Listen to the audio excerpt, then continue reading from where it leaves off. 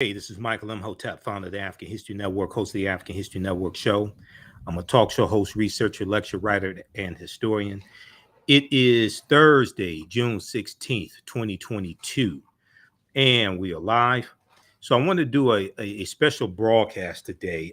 This is Juneteenth season. We know Juneteenth is this weekend.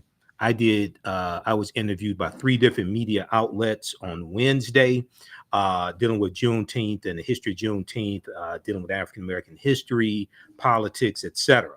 So I wanted to deal specifically with this topic. We're going to get to some other topics, deal with history, politics, law, economic empowerment.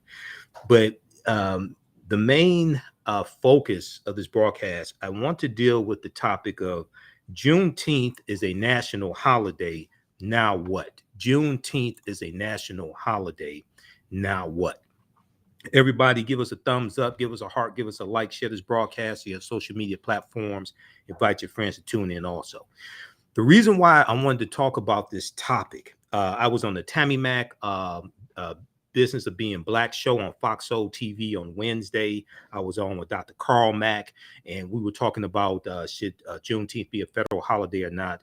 I was interviewed by Angela Matthews on the Urban Information news program on DET IPTV Wednesday morning, and I was also interviewed for Bridge Detroit Magazine by Ken Coleman, dealing with Juneteenth also.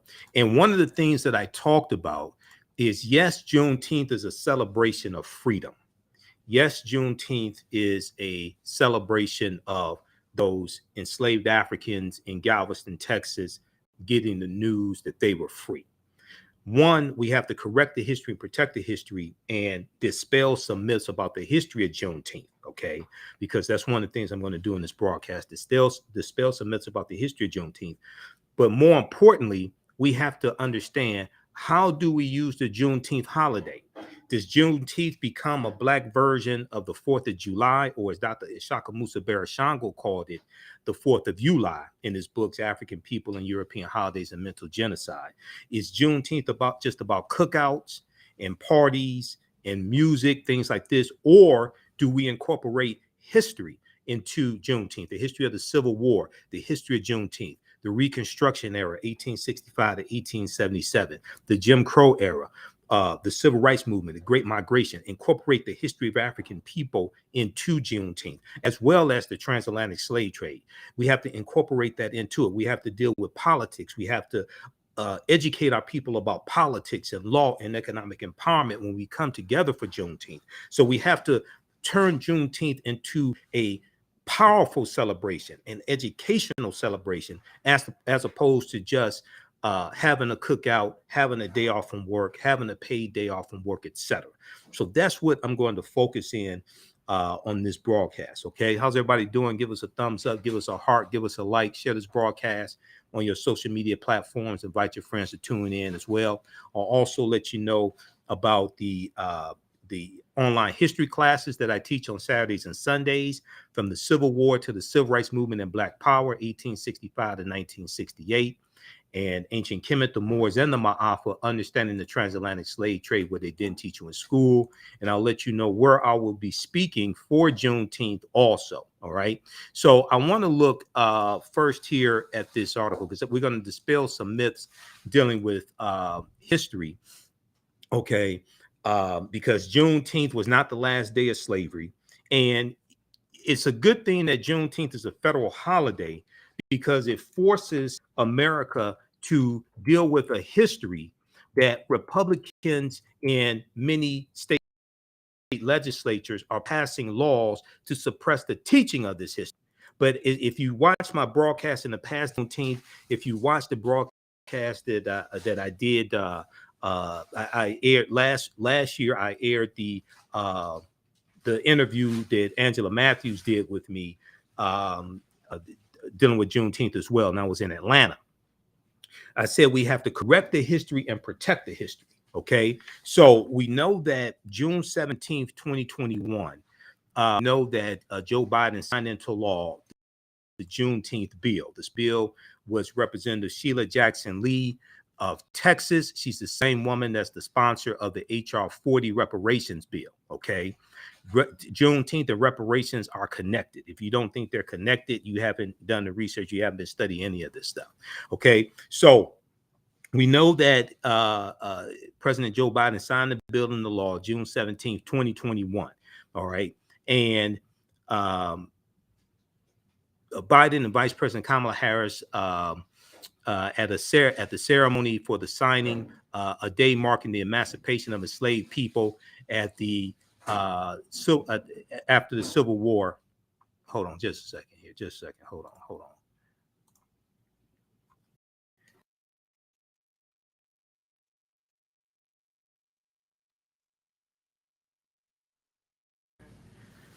Okay, so at the signing ceremony for the bill, it's a day marking the emancipation of enslaved people after the Civil War, should also compel the nation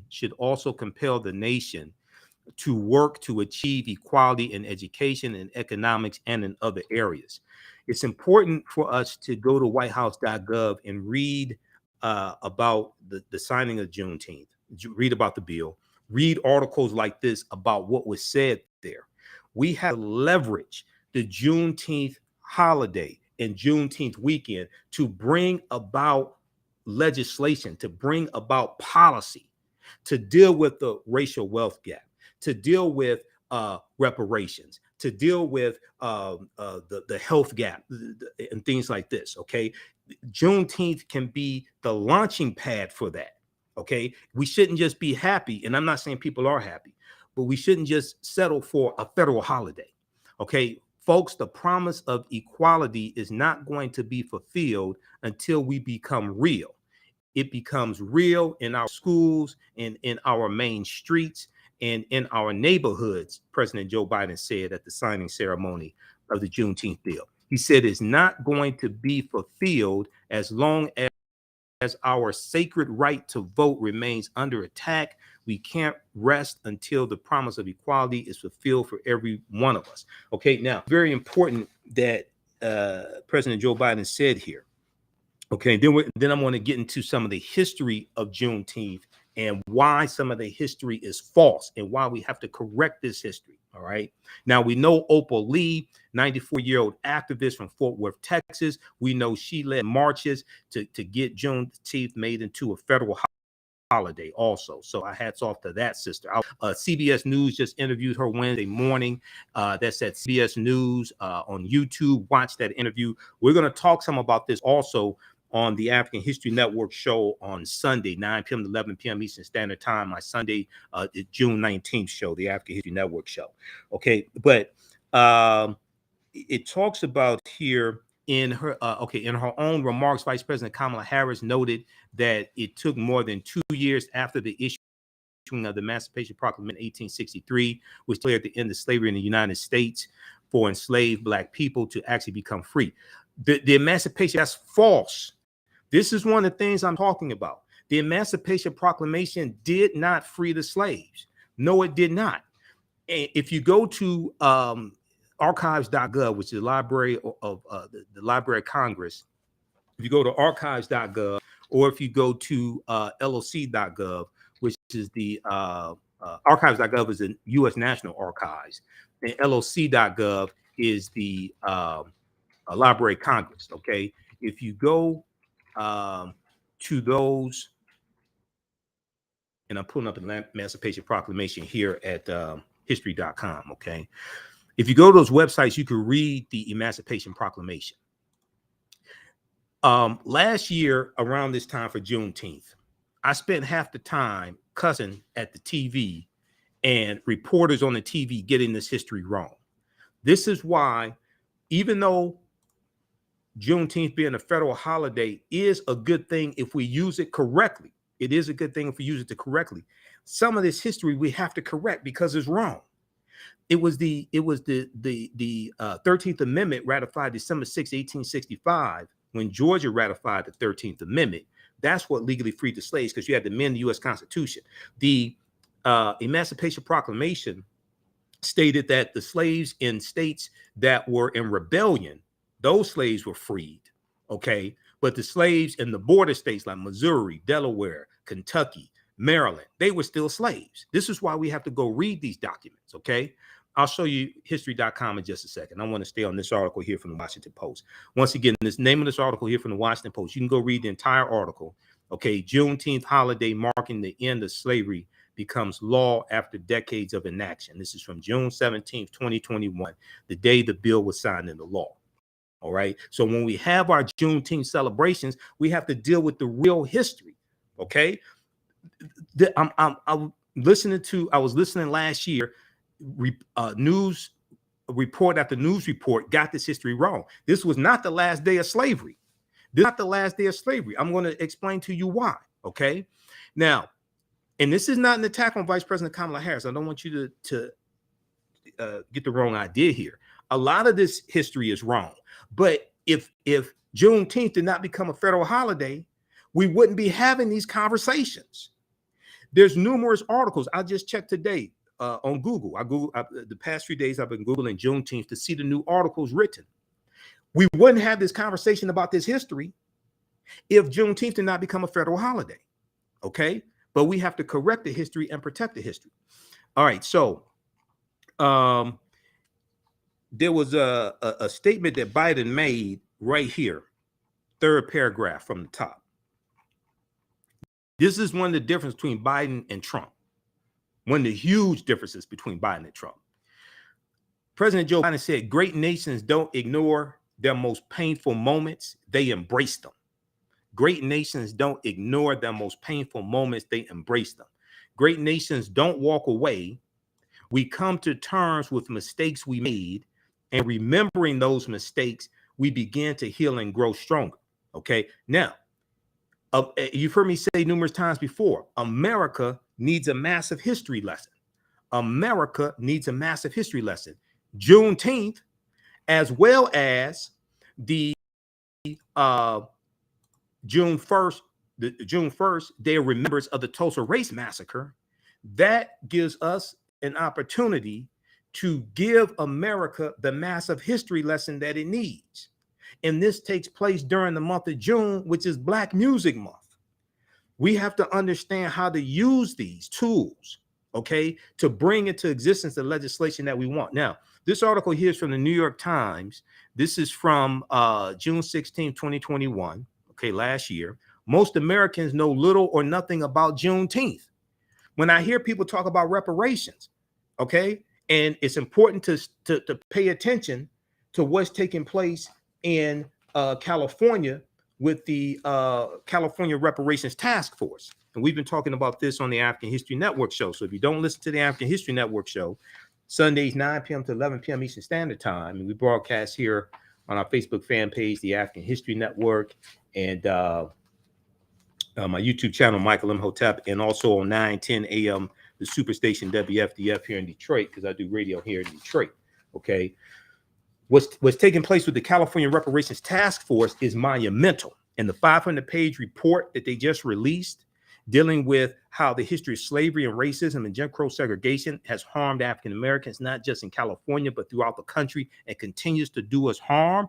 That is monumental, because that deals with the consequences of laws and policies. Okay. That's what, when we talk about repairing the damage of a legacy of slavery, Jim Crow segregation, redlining, racism, things like this, contrary to popular belief, and I'll talk to anybody and have a conversation with anybody that disputes me on this.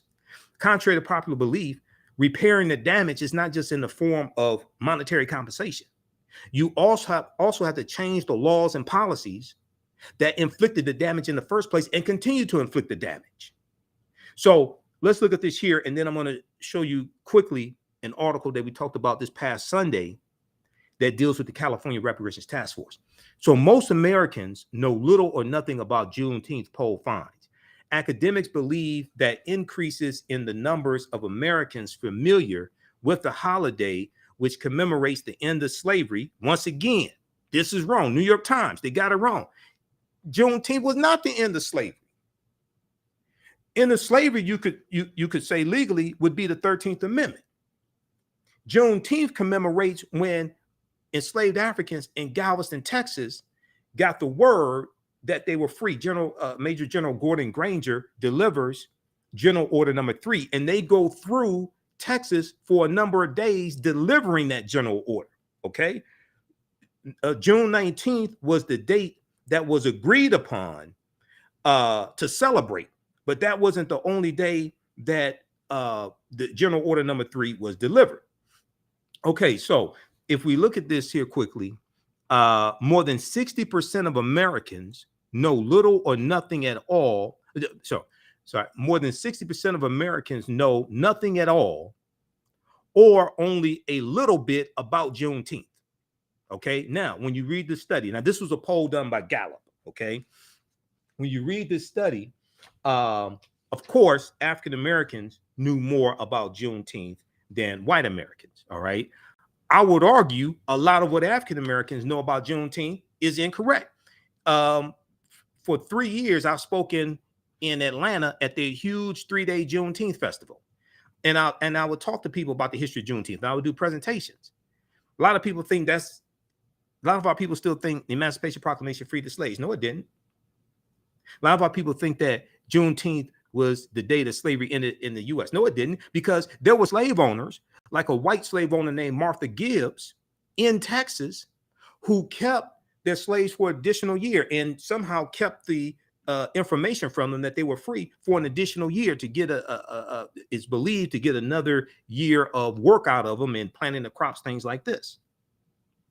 We also know that some of the 5 civilized tribes of Native Americans, the Choctaw, Chickasaw, Creek, Cherokee, and Seminole Indians who owned slaves, some of them kept their slaves to 1866 and 1867. This is why you had the Black Freedmen Indian treaties of 1866. So even though Juneteenth is a day to celebrate, we need to come together on Juneteenth. But we have to deal with history, politics, law, and economics, not just eating ribs and red pop and red velvet cake. Okay, luckily that red velvet cake nonsense was shut down at Walmart. We're going to talk about that as well. Okay, so we have to correct the history and protect the history. So so once again, New York Times got it wrong. The holiday celebrating the end of slavery in the United States. Now, 37%, this was a Gallup poll, a Gallup survey. 37% of respondents who reported having a lot or some knowledge of the holiday may be an increase from previous years, pollsters and academics believe, reflecting growing awareness after last summer's protests. So summer 2021, this article's from 2021, summer 2020, George Floyd, Breonna Taylor, things like this. And this is one of the things, because of those protests, that gave an increase in the enthusiasm and the increase in the interest of Juneteenth among African Americans. But because it's become a federal holiday, this forces many white people to learn about this as well, because they'll see it on TV. They'll see news articles on social media platforms, things like this. Okay, so this forces America to have a conversation about a history that Republicans have been passing these anti-critical race theory laws in state legislatures that Republicans dominate and being signed into law by Republican governors. This forces a conversation that Republicans are passing laws to suppress the teaching of this history. So some knowledge of the holiday may be an increase from previous years, pollsters and academics believe, reflecting growing awareness after last summer's protests against racism and police brutality. The survey, the results of which were released Tuesday, so this is a couple of days before, this would have been, it was Thursday that the bill was signed into law, June 17th. So this would have been Tuesday the 15th, 2021. Tuesday found that nearly half supported teaching the history, half of the people surveyed supported teaching the history of Juneteenth in public schools. There was less support, 35%, for making Juneteenth a federal holiday. Only 35% of those surveyed agreed with making Juneteenth a federal holiday, but only a quarter of respondents said they were opposed to the idea. Okay. All right. Now, so read the rest of this article here. I think that's most of what I want. Now, there were 14 Republicans that voted against this bill. 14 Republicans in the House of Representatives. It was unanimous in the Senate. Senator Ron Johnson, who opposed the bill previously, he said he opposed. Now check this out. If you know, Senator Ron Johnson is a conspiracy theorist. He's a Trump lackey. He needs Senator Ron Johnson from Wisconsin. I just want you to see how ridiculous this is. Okay, he opposed when the bill came up in 2020. Senator Ron Johnson opposed the Juneteenth bill for economic reasons because he did not want to make it a federal holiday, because he said it would cost an estimated $660 million to pay federal employees for this federal holiday. Okay, if we go to this here, this is fourth paragraph from the bottom of the article. In an interview Thursday, I just want you to see how stupid some of these Republicans are and why they need to be voted out of office. Where is that here? Let me find this here. Okay, but the sample, the study was of 3,572 adults, okay? And it was conducted May 18th through May 23rd, 2021. So check that out. And 69% of the Black respondents said they had a lot or some knowledge of Juneteenth, compared with 31% of white respondents. All right. But a lot of what African Americans know about Juneteenth, especially in 2021, is not accurate. Okay, now let me see here. Where is that? Okay, Representative Sheila Jackson Lee. Where is? Hold on, I want to find this portion here. Just a second here.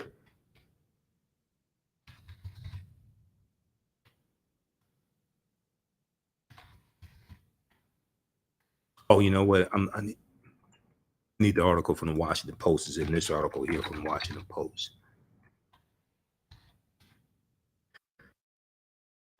Okay. Senator Ron Johnson. Let's go to this article here from the Washington Post. Just a second here. Let me flip through these screens.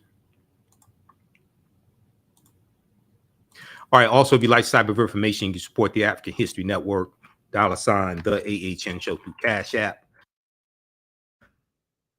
$TheAHNShow through Cash App, also through PayPal, paypal.me/TheAHNShow. Okay, here, hold on.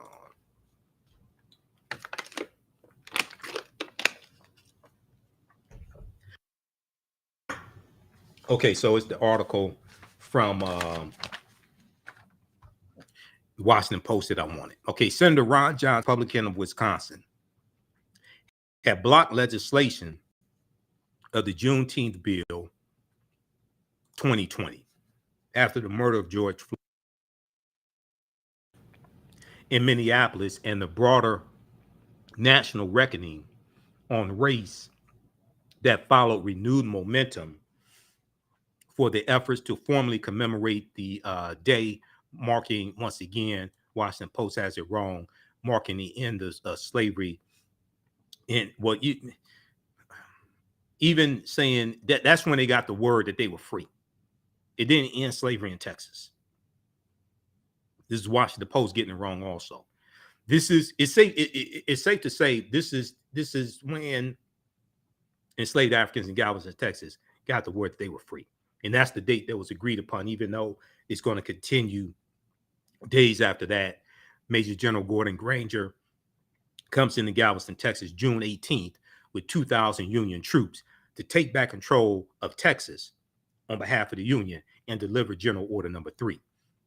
There's still going to be slaves that are kept for another year in Texas. Okay, now such popular bills and routine measures are passed without formal floor votes in the Senate, as long as they have the consent of all 100 members of the Senate, which means a single senator could unilaterally hold up the process, which means a single senator could unilaterally hold up the process. But in a surprise, Senator Ron Johnson, who had opposed Juneteenth as a federal holiday for economic reasons, he opposed not because he's a racist. Okay, he is, but not because he's a racist. This is the same guy who after the January 6th insurrection said on a radio show, he said he didn't fear the domestic terrorist insurrectionists because they were fellow Americans. He said, but if they had been Black Lives Matter or Antifa, okay, he would have feared them. All right. No, because he's a white supremacist. All right, now, but anyway, he voted for this bill also. All right, but he cited economic reasons. In a Thursday, June 17, 2021 interview, Senator Ron Johnson, Republican of Wisconsin, who's up for re-election in 2022, by the way, November 2022, he's up for re-election. He said he objected to the push in 2021, in 2020, because it was sprung on senators with little notice. It was sprung on senators with little notice. And that he opposed granting federal workers another holiday at a cost of hundreds of millions of dollars. This was his argument for voting against Juneteenth in 2020. His office pointed to a 2014 National Public Radio report that said a single federal holiday cost $660 million in payroll and holiday premium pay costs, citing the Office of Budget and Management. This is why he said he voted against the bill. Now, this is an example of how Americans need a massive history lesson. There are only 100 U.S. senators. He voted against making Juneteenth a federal holiday because he didn't want another federal holiday, and he didn't want the federal government to have to pay $660 million. Let's just be honest. He didn't want a national holiday for Black people. He didn't want a national holiday dealing with slavery, things like this. Okay. How do you think he's going to vote on reparations? If a reparations bill comes to the Senate, how do you think he's going to vote on that? This is why America must have a massive history lesson. Because your understanding of history influences your politics and who you vote for, and the bills and policies, the laws, policies, legislation that you support. Okay, now, so read that article from the Washington Post. Also read the one from New York Times dealing with how most Americans know little or nothing about Juneteenth. Okay, now I want to go to this other article here. We were talking about the Emancipation Proclamation and why it did not free the slaves. Okay, let's look at this quickly here at history.com. Also, I have a 2.5-hour lecture that I did last year dealing with the history of Juneteenth. I'll give you some information about that. That's you can order that at our new website, TheAHNHistoryNetwork.com, TheAHNHistoryNetwork.com. I'll also post some information here dealing with that as well. And we have it on our Facebook fan page, The African History Network, also. So I built a new website, TheAFricanHistoryNetwork.com. It's much easier to navigate, especially on your smartphone. Let me show it to you quickly. I worked on it last week, Thursday, Friday, and Saturday some. So it's TheAfricanHistoryNetwork.com. The old website, AfricanHistoryNetwork.com, is still up, but this is much easier to navigate.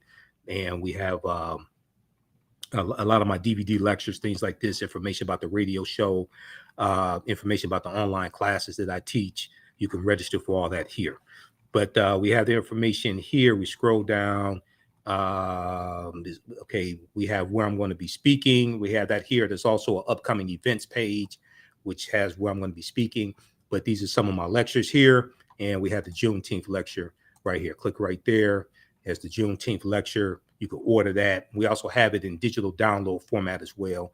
DVD is $10. It's about 2.5 hours. So you can order that right from your smartphone also. All right, now, I want to look at this here dealing with the Emancipation Proclamation. We learned in school the Emancipation Proclamation freed the slaves, but no, it really did not. Now, this is from history.com, the official website of the History Channel. And in my 10-week online class that I teach from the Civil War to the Civil Rights Movement and Black Power, 1865 to 1968, we deal with a lot of this type of history, okay, in that 10-week online class. And that class meets on Sundays, normally 2 p.m. to 4 p.m. Eastern Standard Time. But we have a special session that we're doing Sunday, 7 p.m. Eastern Standard Time. So as soon as you register for the class, you can watch the archive sessions that we have. You can join us in class on Sunday, June 19th, 7 p.m. Eastern Standard Time. Okay, so here they talk about the preliminary Emancipation Proclamation, which was September 22nd, 1862. It was a military strategy. It was an ultimatum to the territories in rebellion and the Confederacy that if they did not come back into the Union by January 1st, 1863, that their slaves would be free. Okay, Lincoln did not actually free all of the approximately 4 million men, women, and children held in slavery in the United States when he signed the Emancipation Proclamation the following January 1st, 1863. The document only applied to enslaved people in the Confederacy and not to those in the border states that remained loyal to the Union: Missouri, Kentucky, Delaware, Maryland. They were still slaves. But although it was presented chiefly as a military measure, the proclamation marked a crucial shift in Lincoln's views on slavery. You could read more about that. It also leads to the July 1863 New York City draft riot, which was a bloody draft riot where enraged poor white men, poor white immigrants, Irish and German immigrants especially, who could not pay the $300 to avoid being drafted to fight in the Civil War. They went on a rampage attacking federal buildings, similar to what they did January 6, 2021. They were attacking African Americans, killing them, things like this, attacking white women married to African American men, etc. All right. Read the rest of this here dealing with the Emancipation Proclamation. Okay. It did not free the enslaved Africans. It's going to be the 13th Amendment, ratified December 6, 1865, when Georgia ratifies the 13th Amendment, that's going to legally free the slaves and amend the U.S. Constitution, okay, and legally free the slaves all throughout the United States, even though you're still going to have some Native American nations, those 5 civilized tribes of Native Americans, some of them are still going to keep their slaves until 1866, 1867.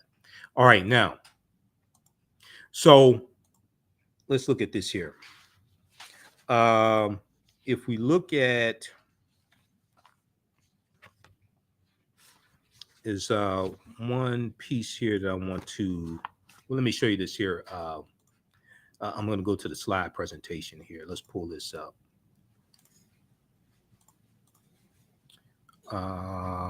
We got Juneteenth in there.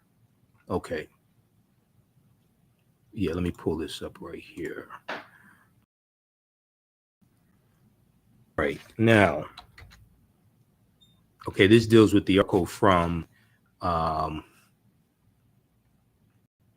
this deals with the article here from the New York Times I was just telling you about. And then if we look at our slide here on dealing with some of the history of Juneteenth, let's go to that. That is slide number 32. All right.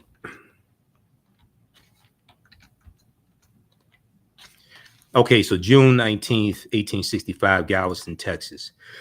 General Order Number 3, delivered by Major General Gordon Granger. He was backed up by about 2,000 Union troops. They come into Galveston, Texas, in general, June 18th, land on the beach there. And then they go into Galveston. Now, there are about 250,000 enslaved Africans in Texas, okay? General Order Number 3 read in part, the people of Texas are informed that in accordance with a proclamation from the executive of the United States, all slaves are free. This involves an absolute equality of personal rights and property rights between former masters and slaves, and the connection heretofore existing between them becomes that between employer and hired labor, The freedmen are advised to remain quietly at their present homes and work for wages.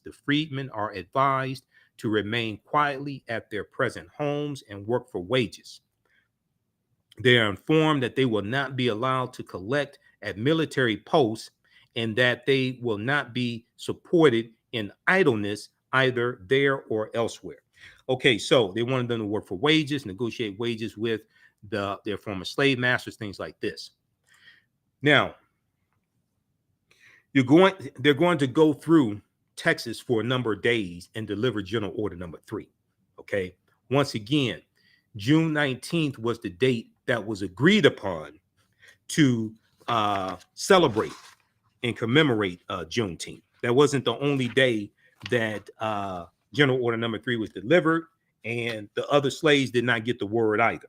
Okay, so we have to keep that in mind. But it's good to celebrate on June 19th. That's fine. All right, it's good to celebrate, but we have to deal with the real history and deal with history, politics, law, and economic empowerment. If we look here briefly, I want to go to an article here from history.com that I cited, because when I did my lecture last year, I have about 4 pages of notes dealing with the history of Juneteenth that I've put together from different sources. But I want to look at this article here quickly. What is Juneteenth? And if you go and look, I encourage everybody to Google Juneteenth, read some of the articles, and see how they have incorrect information, incorrect historical information in those articles, saying it was the day slavery ended in the U.S., saying it was the day all slaves were freed in Texas. All that's false. Okay, so what is Juneteenth? Once again, how's everybody doing? Share this broadcasting on social media platforms. Invite your friends to tune in. I'm Michael Imhotep, founder of the African History Network, host of the African History Network show. We're dealing with our main topic. Juneteenth is a federal holiday. Now what? Juneteenth is a federal holiday. Now what? So Juneteenth commemorates the effective end of slavery in the United States. That's wrong also. So Juneteenth, short for June 19th, marks the day when federal troops arrived in Galveston, Texas in 1865 to take control of the state of Texas and ensure that all enslaved people be freed. Okay, that's pretty accurate. That was the intention. And they were taking back control of Texas. Texas was part of the Confederacy. Now, it's important for people to note, right? Texas was more removed from battles in the Civil War than other surrounding Confederate states. And you had some slave owners who fled surrounding southern states and went into Texas and took their slaves with them for refuge, to get away from the Union troops, to get away from the battles of the Civil War. So Texas became a safe haven, so to speak, for a lot of slave owners who wanted to keep their slaves. Okay, so Galveston, Texas in 1865 to take control of, and I want to look for my notes here, to take control of the state of Texas and ensure that all enslaved people be free. Now, the troops' arrival came 2 full years after President Lincoln signed the Emancipation Proclamation, which was an executive order. That's true. But once again, keep in mind, Lincoln had no authority to tell the Confederacy what to do, because the Confederacy has seceded from the Union, set up their own constitution, set up their own monetary system. So you have no authority to tell them what to do. Now, when you take back control of that territory with force, that's why you needed an army to take back control. You can bring them back into the Union and bring them back under the Constitution, under your laws, etc. And they surrendered. Keep in mind, they surrendered. So April 9th, 1865, General Robert E. Lee surrenders to General Ulysses S. Grant at Appomattox Courthouse in Virginia. The Civil War is still going to continue to a lesser extent for another 16 months. People look at April 9th, 1865 as the effective end of the Civil War, but it's going to continue for another 18 months. The reason why, about another 16 months, it officially ends August 1866. The reason why is because even though General Robert E. Lee's Confederate Army was the largest Confederate army, it was not the only Confederate army. There were other smaller Confederate armies, okay, that still had to they still had to surrender, in terms of surrender had to be negotiated with them. The second largest army was General Joseph E. Johnston's army in Tennessee, which had 90,000 troops. And then there were smaller armies. You had Nathan Bedford Forrest, that traitor, that white supremacist, his army, his Confederate army. So the Civil War goes for it's about another 16 months or so. Okay.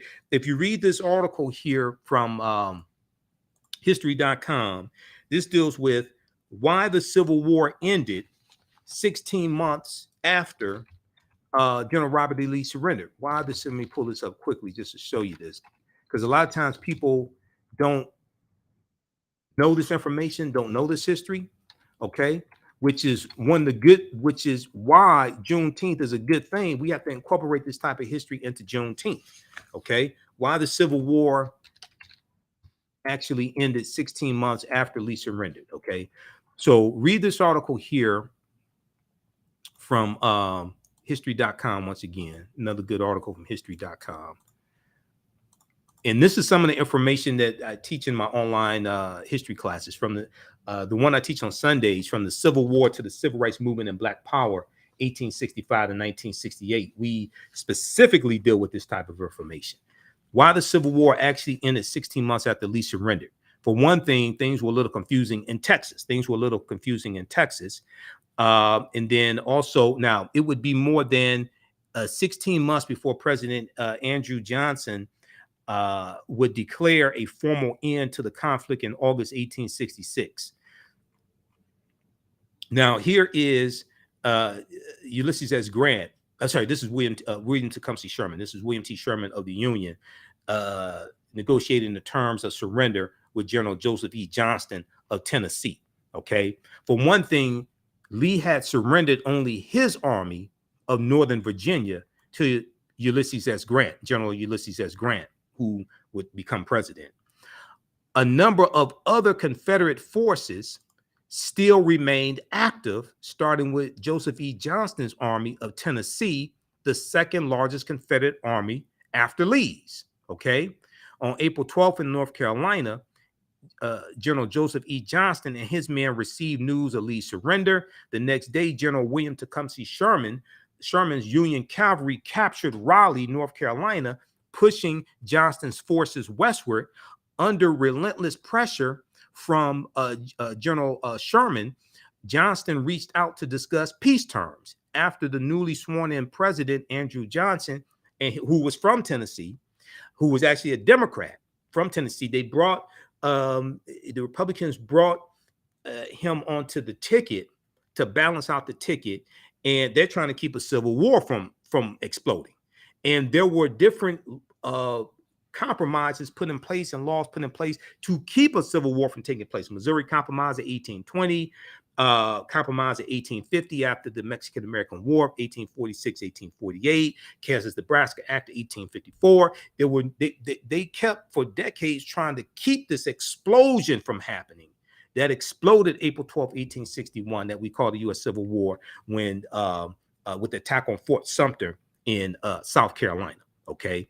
All right. So read the rest of this article here. Johnston had 90,000 soldiers. Okay. Virtually all remaining Confederate troops in the Carolinas, Georgia, and Florida. Okay. In the biggest surrender of the Civil War, General Joseph E. Johnston gave up around 90,000 soldiers in all, virtually all remaining Confederate troops in the Carolinas, Georgia, and Florida. But then you had Nathan Bedford Forrest. Okay. He had to give up his troops also at Gainesville, Alabama, and you had others. So this is why the Civil War still continued to a lesser extent, though, until August of 1866. How many people learned this in school? How many people learned this in school? All right, now let's go back to this piece here quickly here on Juneteenth. Because when we come together, we have to correct this history. When I was in Atlanta for the first time for the Juneteenth festival, you know, I just knew everybody knew the history of Juneteenth and everything. And I just I couldn't believe what I was hearing, you know. So that's why when we come together with the barbecues and the cookouts and the music festivals and things like this, we have to have education as well. Okay, so the troops' arrival came full. Okay, whatever. Juneteenth honors the end of slavery in the United States. No, it does not. It did not end slavery in the United States, and it's considered the longest-running African American holiday. On June 17, 2021, it became a federal holiday. Now, okay, Major General Gordon Granger, after General Robert E. Lee surrenders. Okay, the Emancipation Proclamation issued by Lincoln January 1st, 1863 had established that all enslaved people in the Confederate States in rebellion against the Union shall be thenceforward and forever free. But in reality, the Emancipation Proclamation did not instantly free any enslaved people. The proclamation only applied to places under Confederate control and not to slave-holding border states, or rebel areas already under Union control. So Confederate territories that came back under Union control, they could still keep their slaves. And the border states that stayed loyal to the Union, Missouri, Maryland, Kentucky, and Delaware, they could keep their slaves also. They were exempt. When you go actually read the Emancipation Proclamation at archives.gov or loc.gov, the Library of Congress website, you're going to see all these exceptions to it. It didn't do what we thought what people think it did. Okay. However, as Northern troops advanced into the Confederate South, many enslaved people fled behind Union lines. That's true as well.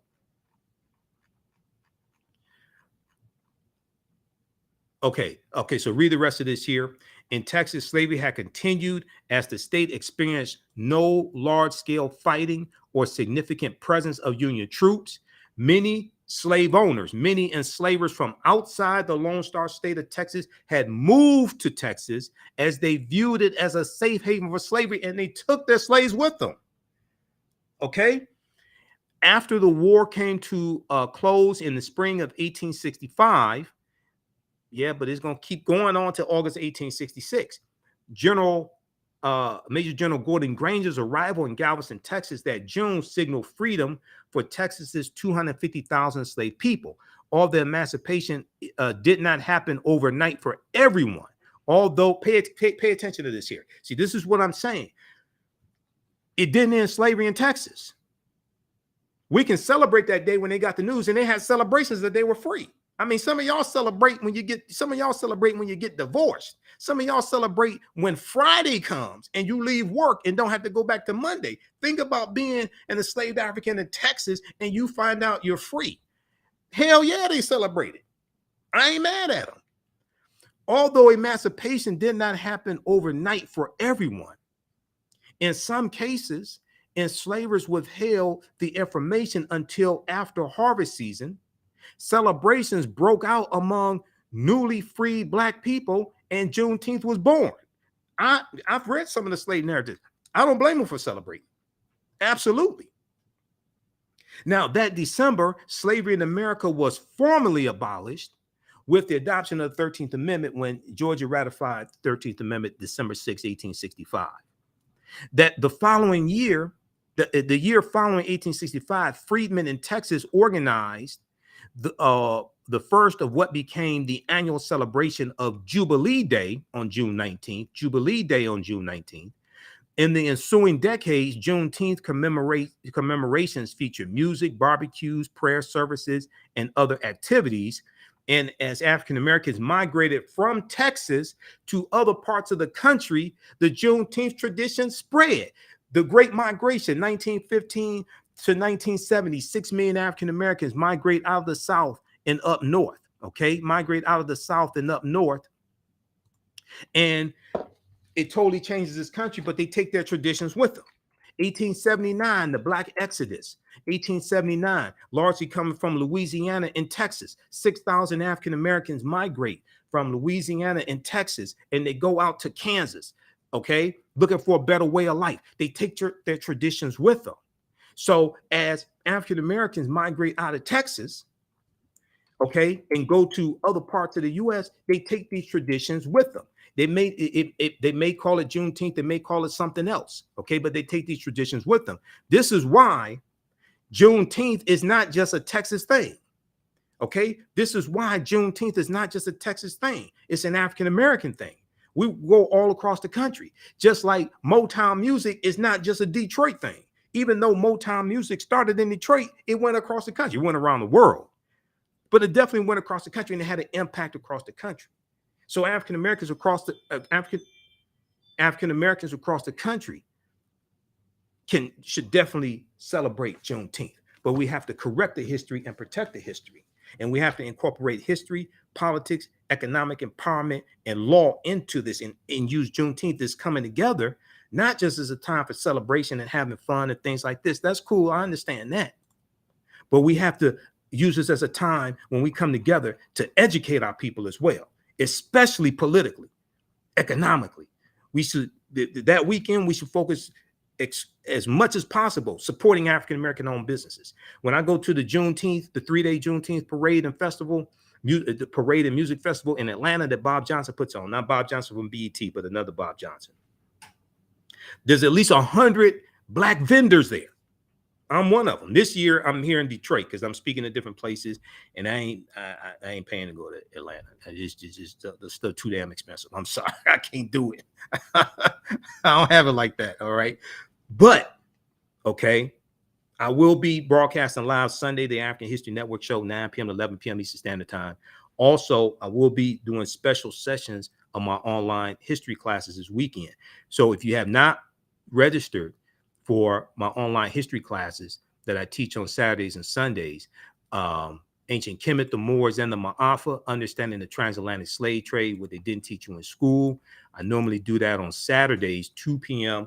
to 4 p.m. Eastern Standard Time. We have the information at our new website, TheAHNShow.com, TheAHNShow.com.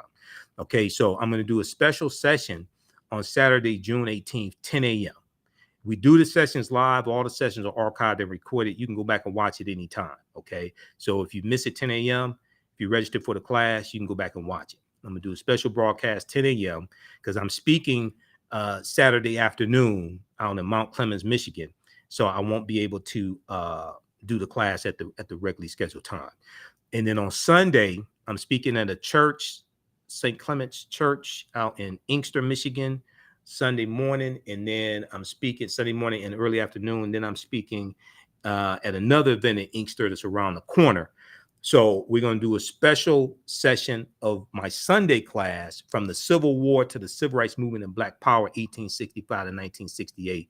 We're going to do that at 7 p.m. on Sunday, June 19th. Then I have to do my radio show 9 p.m. to 11 p.m. on Sunday. So we're going to do a special 1-hour session of the class. That's at the class is at my online school. It's not on Facebook and YouTube. So you got to register for the class to actually get the information from the class. Okay, that's at my online school. All right, but you can register here. We'll post the information here, and we have a bundle pack where you can register for both classes for $100. Regularly, the classes are $130 each. There's some bonus lectures that you're going to get from me in digital format. So it's an over $300 value that you get for $100. So the bundle pack is on sale, $100. We'll post the information here. As soon as you register, you can start watching the classes we did last weekend because we had that information archived. Okay. All right.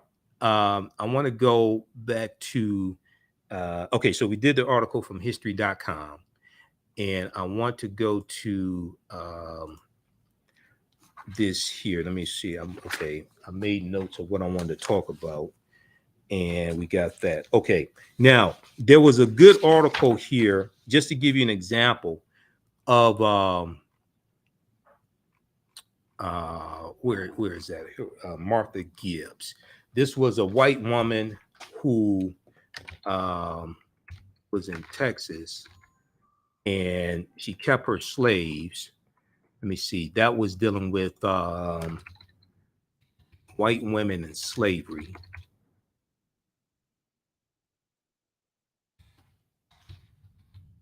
I've talked about this before. The research from Professor Stephanie E. Jones Rogers deals with how 40% of slave owners in 1850 and 1860 were white women. 40% of slave owners in 1860 and 1850 in the U.S. were white women, okay? If we look at this article here, the massive overlooked role of female slave owners. Now, the article should say white female slave owners, because we weren't talking about Asian Americans. This article is not talking about Asian Americans. And the research from Professor Stephanie E. Jones-Rogers out of California, she's talking about white women. It's estimated that 40% of slave owners may have been white women. Okay, that's a polite way of saying it. But they talk about, so they mentioned Professor Stephanie E. Jones-Rogers and her research and her book, They Were Her Property. Okay, I've talked about that information before. History professor at the University of North Carolina, Berkeley. All right, now, in this article, they mention a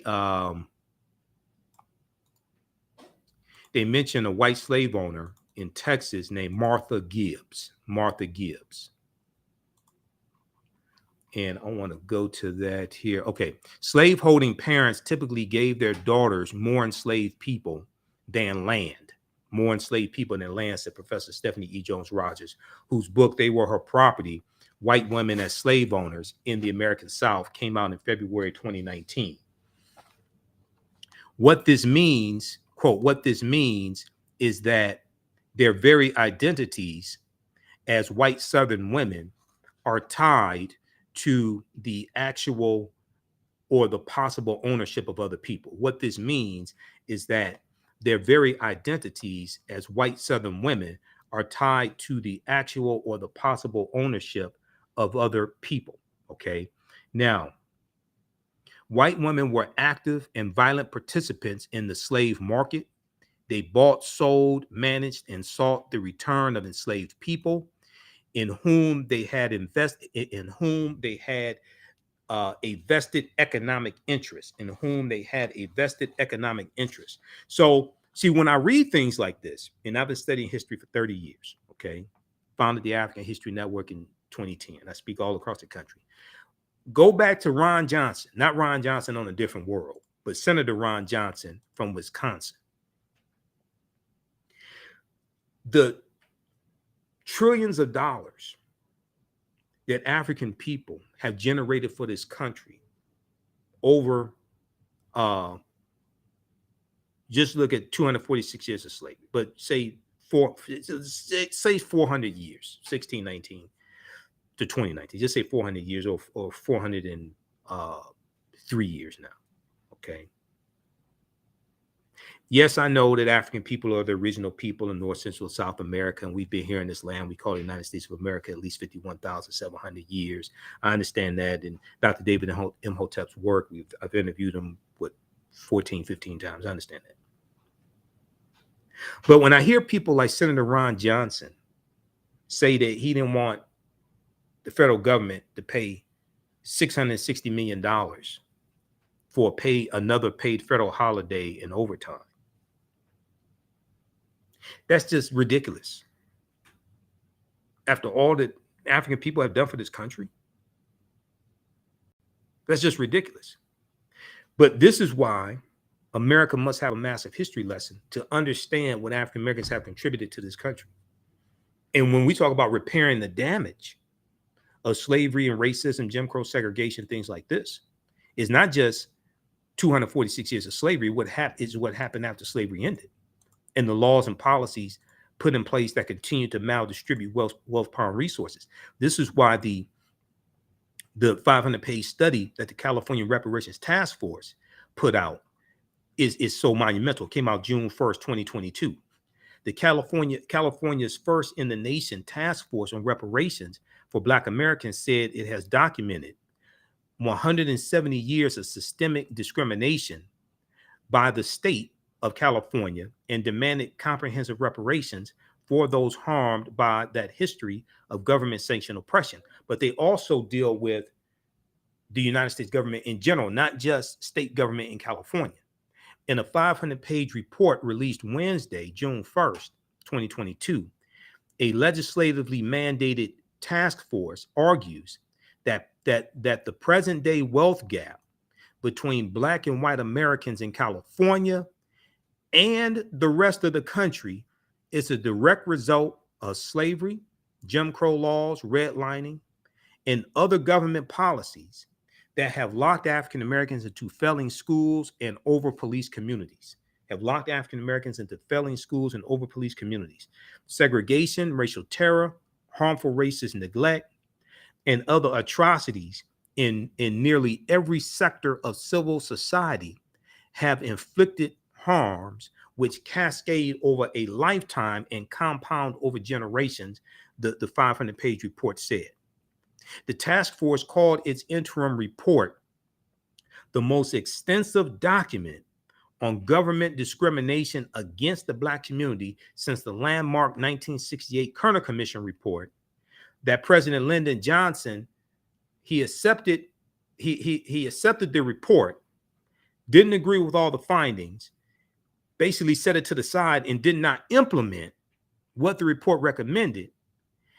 Now, partly it is true he was dealing with the Vietnam War at the same time, and Dr. King talked about how the Vietnam War took attention away from the civil rights movement, and then the human rights movement and the Poor People's Campaign, things like this, because America's attention was going towards the war effort. All right. But we need to revisit the Kerner Commission report along with this 500-page report from the California Reparations Task Force Committee. Okay, so read this one right here. All right. There's another article I'm going to show you dealing with that because it deals with the theft of Black art and music, the theft of Black art and music. I want to go back to this one quickly here, dealing with white women and slavery for just a second. Okay. And if you like this type of information, also, you can support the African History Network, $, the AHN show through Cash App, $, the AHN show through Cash App, also through PayPal, paypal.me / the AHN show. This helps us keep doing the research, stay on the air, keep broadcasting, pay some of the bills, etc.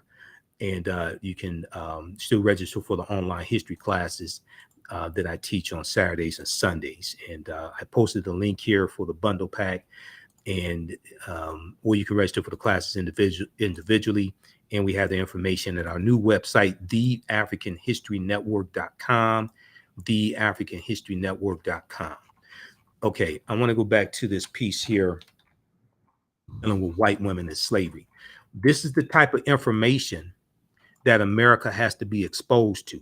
This is the type of history that America has to be exposed to, because so much of this has been hidden for so long. So when we talk about repairing the damage of a legacy of slavery and decades of Jim Crow, segregation, racism, redlining, discrimination when it comes to getting business loans, college degrees, etc., right? That is reflected in who is elected into public office. Who you elect into public office reflects your understanding of politics, history, and law and policies. So 62% of Americans knew very little or nothing about Juneteenth in June of 2021. Okay. What other history don't they know about? What other history don't they know about? Americans are very ignorant of history.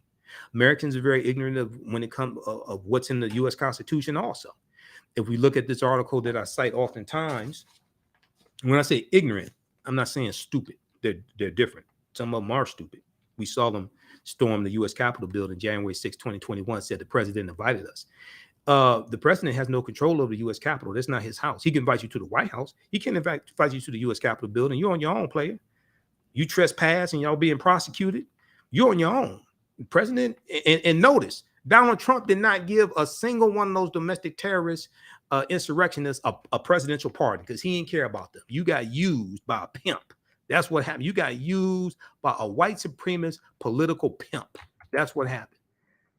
And some of them still haven't figured it out, but they're going to learn. As Trick Daddy said, you're going to learn. Okay. You're going to, I said, they're going to learn. I'm telling you.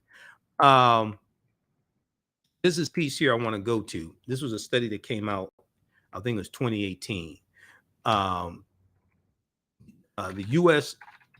lost $16 trillion from the economy because of racism. over not over 246 years, but over 20 years. Okay. This was September 2020, 2020, I should say, not 2018, 2020.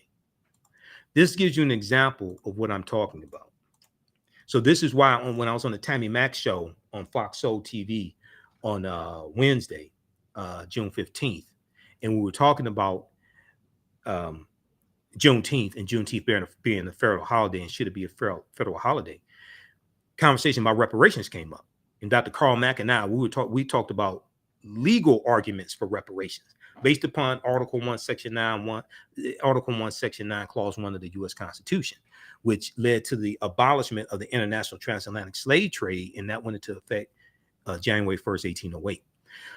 If we look at this here quickly, America could have been $16 trillion richer if not for inequities in education, housing, wages, business investments between Black and white Americans,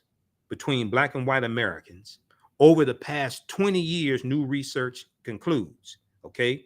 Not 400 years, not 246 years, not 157 years after chattel slavery ended, but just over 20 years, the year 2000 to 2020. America could have been $16 trillion richer if not for inequities in education, housing, wages, and business investment between Black and white Americans over 20 years, new research concludes. And I may zoom in on this. Can you all see this okay? All right. That looks pretty good. Now, the study released in September 2020 by Citigroup Bank is the largest in a body of research that attempts to quantify the economic impact of systemic racism. Another one dealt with the segregation tax, and it was from the Brookings Institute, that dealt with how African-American homes are valued at $156 billion less than comparable white homes. The average African-American home is valued at $48,000 less than a comparable white home, which then impacts generational wealth and the racial wealth gap. Okay, and that partly deals with housing appraisals as well, the discrimination when it comes to housing appraisals. Citigroup arrived at a $16 trillion figure after estimating that Black workers have lost $113 billion in potential wages over the past 2 decades because they could not get a college degree. 2, the housing market lost $218 billion in sales because Black applicants could not get home loans. 3, about $13 trillion in business revenue never flowed into the economy because African-American entrepreneurs could not access bank loans. So you're dealing with racism all throughout society, okay, which has cost the U.S. economy $16 trillion. It didn't just hurt African-Americans. It hurt everybody.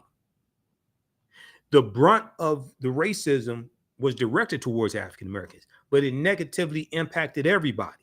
Now, the study goes on to say the U.S. could have $5 trillion in gross domestic product over the next 5 years if those gaps and others were closed today, the study indicated. If those gaps and others were closed today, the study indicated. Closing those gaps is based upon changing the laws and policies, repairing the damage of a legacy of slavery and Jim Crow segregation and racism, and the laws and policies that were put in place that continue to inflict this harm, which is what the California Reparations Task Force 500-page report documents. All this is connected, but it's related to who you elect in the public office and who others elect in the public office, which is based upon their level of understanding of politics, law, and history. This is why America must have a massive history lesson.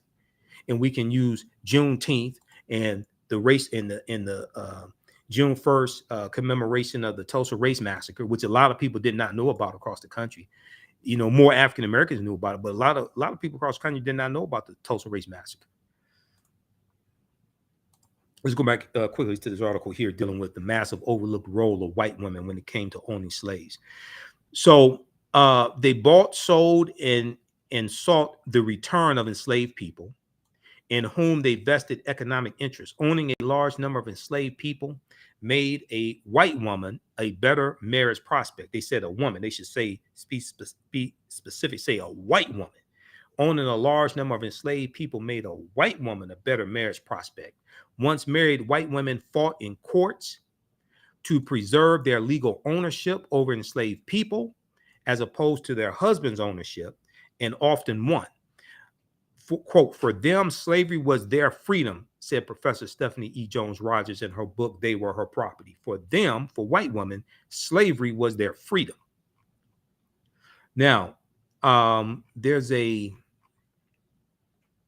segment I want to go, there's a portion here I want to go to that deals with, I need to find this here. As adults, white women often tore black women away from their babies so they could nurse the white mistress baby. To this end, white women placed thousands of advertisements in newspapers looking for enslaved wet nurses to breastfeed their own children, and created a huge market for enslaved black women who had recently given birth. Why did these white women want black women to nurse their children? One white woman complained, quote, she felt like continuously having children and continuously nursing her children made her a slave to her children. That's an actual quote Professor Stephanie E. Jones Rogers said. Let me see here.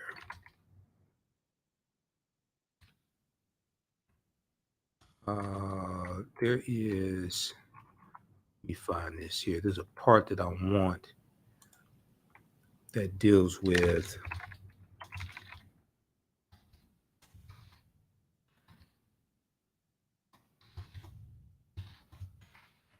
white women slave owners.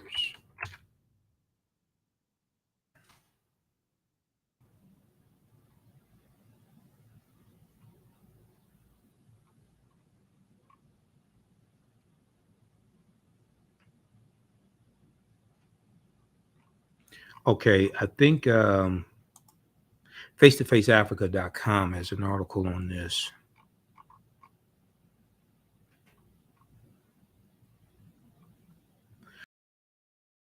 Yeah, because they cite the work from Professor Stephanie. This is an article here that I saw, because I cited this in my notes when I put together my presentation on Juneteenth for last year.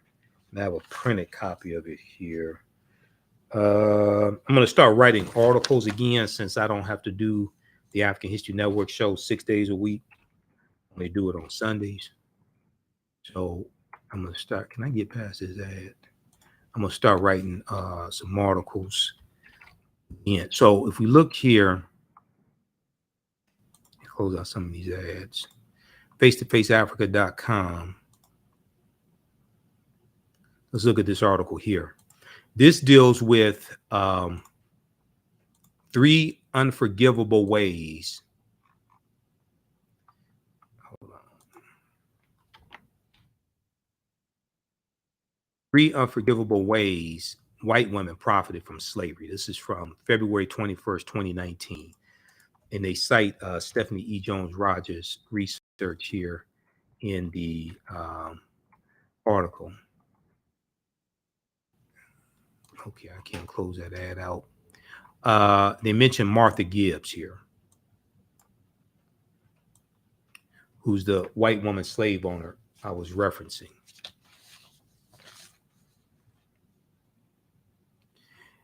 Women, upon the death of their husbands,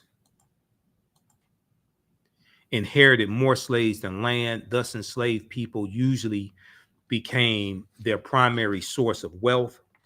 Professor Stephanie E. Jones Rogers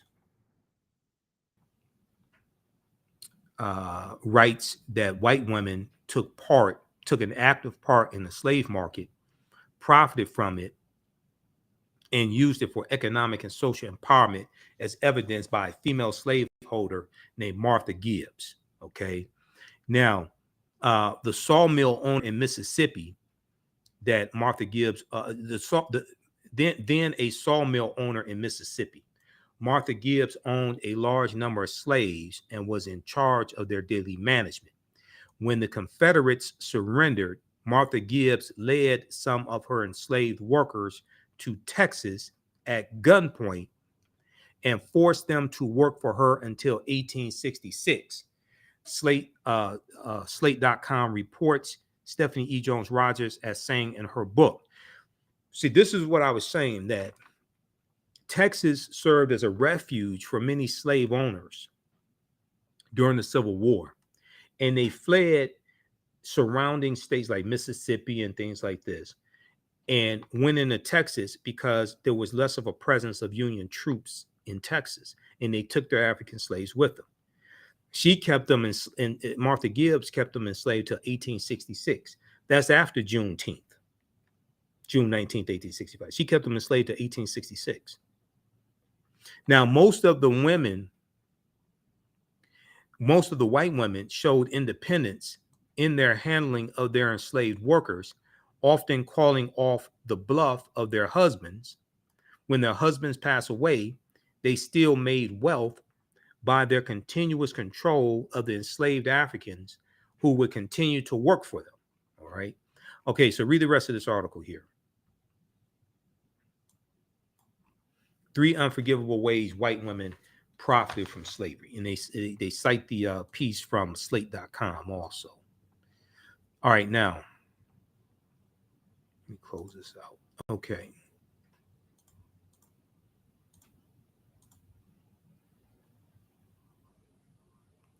All right, I'm gonna look at my notes, see where I am here. Just a second. How y'all like this type of information? Give me a thumbs up, give me a heart, give us a like. So we talked about the emancipation, why did not free the slaves. We dealt with some of the history of Juneteenth. Juneteenth being a national holiday forces a conversation about the history of this country, the history of slavery, African Americans, etc. That Republicans are passing laws in state legislatures to suppress the teaching of that history. Juneteenth also, it connects us to the Civil War, and even more importantly, it connects us to the Reconstruction Era. Why is the Reconstruction Era so important? Because the Reconstruction Era, 1865 to 1877, is directly related to what's taking place today. Okay, it's directly related to what's taking place today. We deal with police brutality, voter suppression, the racial wealth gap, all of that. There was an article from Time Magazine from this is from January 12, 2022. A new report finds that 45 states out of 50 are failing to teach students about the period that shaped race relations in the United States after the Civil War. They're talking about the Reconstruction Era, 1865 to 1877. A new report finds that 45 states are failing to teach students about the period that shaped race relations after the Civil War. So this was 6 days after the January 6th. This was a year and 6 days after the January 6th, 2021 insurrection. In the aftermath of the insurrection a year ago at the U.S. Capitol, many leading historians drew parallels between the violence that we saw January 6, 2021, and the Reconstruction Era, the period of political revolution directly following the American Civil War, because it's going to be political violence that helps to bring about an end to Reconstruction. Quote, now this is Eric Foner, who's an award-winning historian, Pulitzer Prize-winning historian. He said, the events we saw reminded me very much of the Reconstruction Era and the overthrow of Reconstruction. The Reconstruction Era and the overthrow of Reconstruction, which was often accompanied or accomplished, I should say, by violent assaults on elected officials, similar to what you saw January 6th. Okay? They were looking for Nancy Pelosi. They were looking for Chuck Schumer, Nadler, Mike Pence, and others. Alexandria Ocasio-Cortez, any African-American elected official they could have gotten their hands on, they probably would have killed. Okay? Let's just be honest. It just came out that the Proud Boys said that they had gotten their hands on Mike Pence. It would not have been a good day for him. Eric Foner is the author of Reconstruction, America's Unfinished Revolution, 1863-1877. He said this in an interview with the New Yorker magazine published a week after the January 6, 2021 insurrection. Now,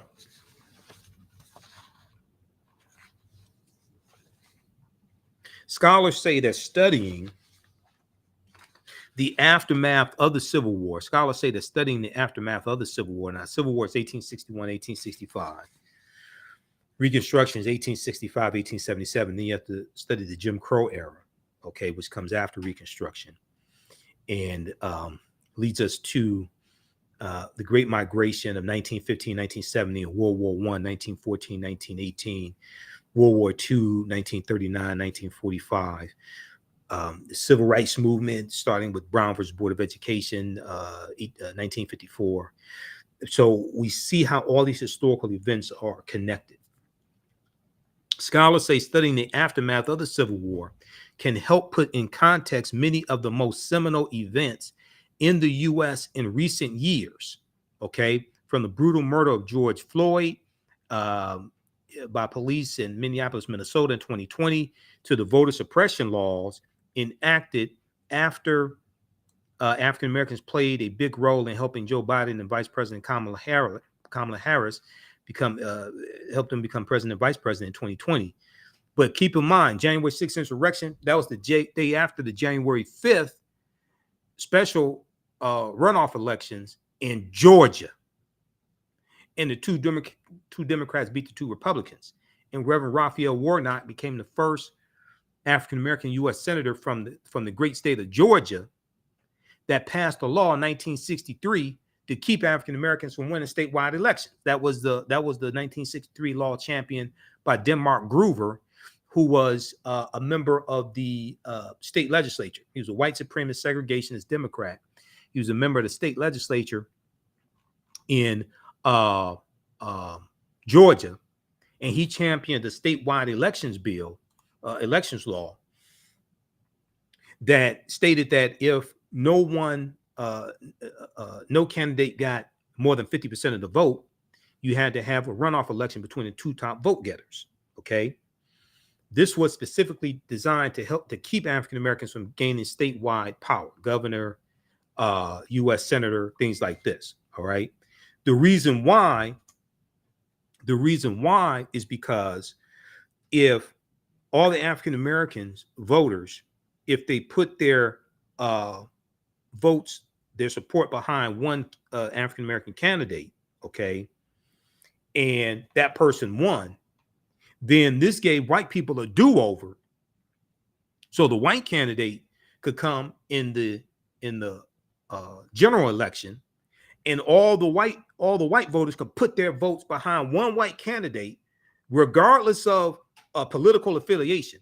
They could put all their votes behind one white candidate to defeat the African American candidate, because there was more white people in Georgia than African Americans, especially who could vote. So when Senator Raphael Warnock became the U.S. Senator from Georgia, he beat the system. That was never supposed to happen. This infuriated a lot of white people. A lot of them stormed the U.S. Capitol. A lot of those domestic terrorists incited by Donald Trump stormed the U.S. Capitol. And John Ossoff, who's the first Jewish American, I think he was the first Jewish American senator from Georgia. He won Democrat as well. They beat the two Republicans, Kelly Loeffler and David Perdue. And what's really crazy is that Raphael Warnock beat Kelly Loeffler in the primary. So then he had to run against her again in the general election. He beat her again, but that's because of the law by Denmark Groover, 1963. Research that. 11alive.com has an article dealing with that history. Okay, and why there's special runoff elections in Georgia and some of these other southern states, many of them former Confederate states. This is why all this history is connected. This is why all this history is directly impacting what's happening today. The Civil War, the January 6th insurrection, is a continuation of the Civil War and Reconstruction and the political violence that brought about an end to Reconstruction. That is, their descendants attacked the U.S. Capitol January 6th. Okay. Let's continue here. Okay, so I want to look quickly here at this article from Time Magazine. All right, now, many students, but despite the timeliness of the era in today's climate, many students in American schools will not get a full education of Reconstruction until they get into college. Many of them are not going to go to college. Many of them are not going to go to college. So where are they going to get the lesson on Reconstruction from? And a lot of them keep voting for these Republicans that screw them over and vote against their own interests, because they want to focus on keeping resources and benefits away from African Americans. So they'll keep voting for Republicans that keep screwing them over, especially in these former Confederate states. There's a reason why these former Confederate states are red states, a Republican-dominated state. That's a legacy of the Civil War, which was an insurrection, and they seceded from the Union to set up their own government to maintain slavery, because they said slavery was essential to their way of life and their wealth. In social studies standards for 45 out of 50 states and the District of Columbia, discussion on Reconstruction is partial or non-existent. So what do you think these people know about Juneteenth?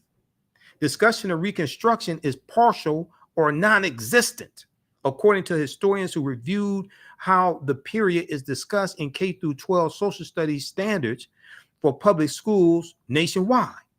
In a report produced by the education nonprofit, the Zen Education Project, which has a ton of information there, the study's authors say they are concerned that American children will grow up to be uninformed about a critical period of history that helps explain why full racial equality remains unfulfilled today. What's taking place right now is directly related to the Reconstruction era. Let me repeat this. The Zen Education Project's the study's authors say they are concerned that American children will grow up to be uninformed. We could put in brackets there, uninformed like their parents. Uninformed like their parents about a critical period of history that helps explain why full racial equality remains unfulfilled today. Because ignorant people keep voting for the wrong people to put in political office. That's why all of this is related. Okay, so read this piece here from Time Magazine, okay? A new report finds that 45 states are failing to teach students about the period that shaped race relations after the Civil War. That's why Juneteenth is so important. It's dealing with that period of time. One, it's the only federal holiday that deals with slavery and even acknowledges slavery.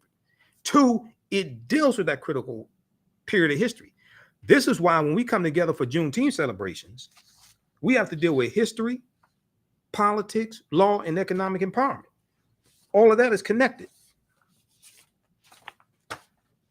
Okay, now I want to go to, because I made some notes here, and the notes that I put together are based upon the conversations that we had in the media interviews, the 3 interviews in different outlets that were done with me on Wednesday. The Tammy Mack show on Fox Soul TV, The Business of Being Black, Urban Interests on Urban Information Network, Angela Matthews, and then the interview that Ken Coleman did with me for Bridge Detroit magazine. And these were some of the things that came up. Okay. And that's why I titled this broadcast, Juneteenth is a federal holiday. Now what? How do we utilize Juneteenth to get these bills passed, to get what it is that we say that we want? Juneteenth can be a launching pad for that. What you do for yourself, what you do to yourself, and what you allow other people to do to you and get away with is based upon what you think about yourself. What you think about yourself is based upon what you have been taught about yourself. What you've been taught about yourself is based upon everything you've read, heard, and seen about yourself. But America must have a massive history lesson. Okay, let me just go through, look at my list. I'm checking things off that we talked about. We talked about Reconstruction, Civil War, 13th Amendment. We talked about all that. This article here, I said there was another one I was going to show you dealing with the California Reparations Task Force. What they're doing in California is fantastic. We know that they're going to, whatever reparations benefits they come up with is going to be distributed based upon African Americans in California being able to trace their lineage back to someone who came to the U.S. prior to 1900. Okay, prior to 1900. If your ancestors came in 1902, you're out of luck. It's not going to be for all 2.6 million people. It's not going to be for all 2.6 million African Americans in California. Why? Number one is because in California, there's a law that bans race-based policies. In the state of California, there's a law that bans race-based policies. So you can't give reparations to all African Americans. But to get around that law, they're going to do it based upon lineage, being able to trace your lineage back to an African American who arrived prior to 1900. So they're dealing with the people who were harmed as opposed to just all African Americans, because you can't have race-based programs. The other thing that's important to note, and a lot of people don't know this, we talk about this on the African History Network show because we deal with like real substance.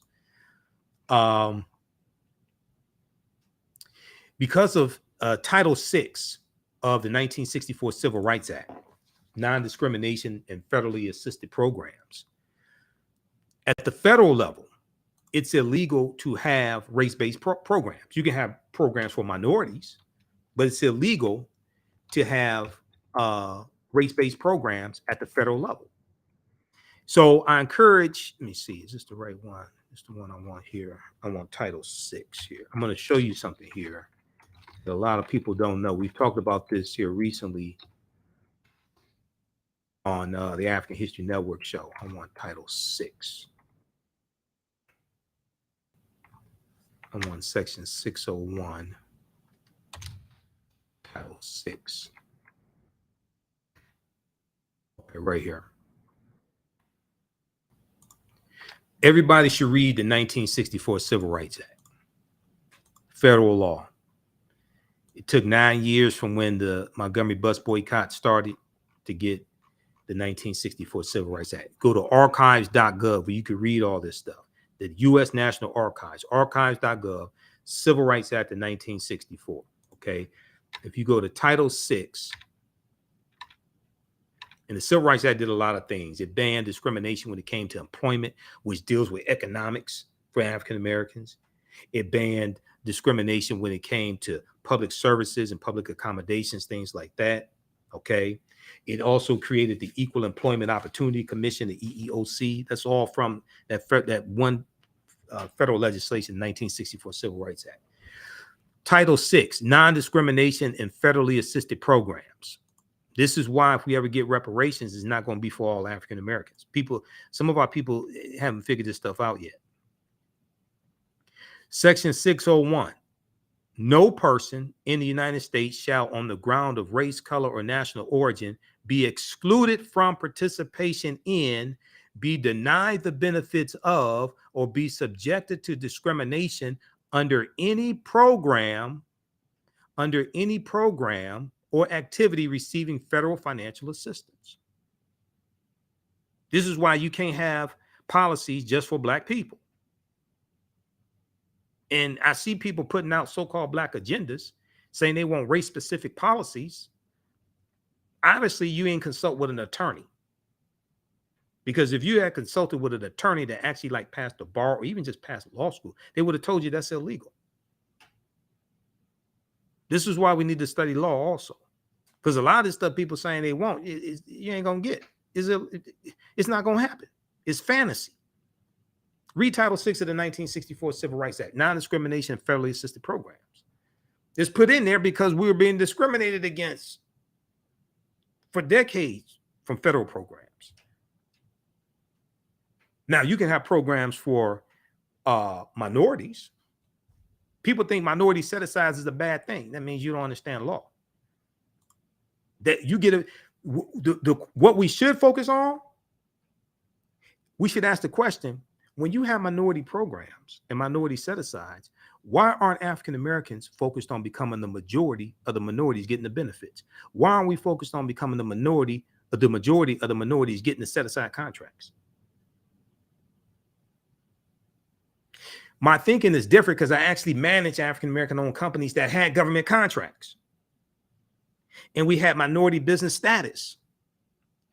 And when you submit bids, you get extra points on the bid if they grade the bids based upon a point system, like 100 points, things like this. You get extra points for being a minority owned business, especially if you have your certification. Because we had contracts in the city of Detroit, County of Wayne, and the state of Michigan. So we went through the verification process, and we got they have certifications, small business certification, women-owned business, minority-owned business, things like this. You get extra points on the bids. I've put together bids that we've won. So when I hear people talking about, I don't want minority set-aside program, you're a damn fool. I'm just telling you, you have no experience in this. You have no experience in it. That's a benefit. We should be focusing on being the majority of the minorities getting the contracts, getting the benefits. You're gonna let Latinos and Asian Americans take all of it? That's why you try to get a fantasy called reparations, and because of Title VI, that all African Americans are not gonna get reparations, and you're gonna need 60 votes in the Senate to get reparations, which means you're gonna need some Republicans. Show me some Republicans that support reparations. No Republicans in the House of Representatives support reparations. Out of about 215 of them, none, not even the Black Republicans support reparations. Senator Tim Scott, the only Black Republican in the Senate, say he's not voting for reparations. If the Black Republican doesn't vote for reparations, how many white ones you think gonna vote for it?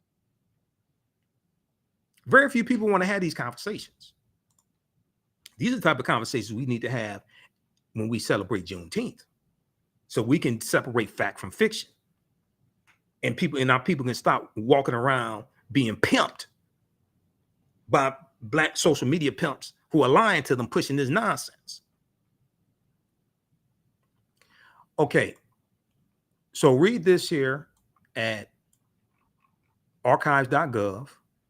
Spend some time doing some research at the U.S. National Archives. All that information is there. And we deal with the online history classes I teach. We go through, break all this stuff down. Okay. 1964 Civil Rights Act. You can also read the 1965 Voting Rights Act. Did you know that if you go to justice.gov, you can read about the Hate Crimes Act? Okay. Because did you know the first hate crimes bill signed into law in the history of this country was signed by President Lyndon Johnson in 1968? And it was largely for African Americans. It was part of the 1968 Fair Housing Act, which is part of the Civil Rights Movement. Did you know that? Because I hear people saying, oh, Asians got a hate crime bill. Well, no, that means you didn't go read the bill. The bill is called the COVID-19 Hate Crimes Bill, COVID-19 Hate Crimes Act. Read it at congress.gov, which is where you can go to read all these bills, congress.gov. That bill is not race specific, and it deals with COVID-19 related hate crimes. That means that bill applies to African Americans also. We haven't read the bill and don't understand it. It's a very weak bill. That's why it passed so quickly in both the House and the Senate, because it's a weak bill. That largely deals with reporting hate crimes. But we just repeat this nonsense from headlines and memes and stuff like that. Go read that bill. The Black farmers are being sued for getting government. So I've talked about this here on the show. The Black farmers being sued And that wasn't even $4 billion they were getting. That was $4 billion in debt forgiveness. Okay. See, nobody wants to talk about lawsuits that are going to happen to block reparations if reparations takes place, and which is a long way off, because a lot of these arguments people are making for reparations are not even legal arguments. So they're not. That's another conversation, but that's not going to happen. But when we look at African-American farmers, I've talked about this before. I've talked to John Boyd, president of the Black Farmers Union, when I'm on Roland Martin Unfiltered. There was $4 billion in debt forgiveness for Black farmers, Latino farmers, Native American farmers, etc. This was part of the $1.9 trillion American Rescue Plan that no Republicans in the House or the Senate voted for. And that part of the bill was put into the bill by Raphael Warnock and Senator Cory Booker and other Democratic senators. They put this into the bill.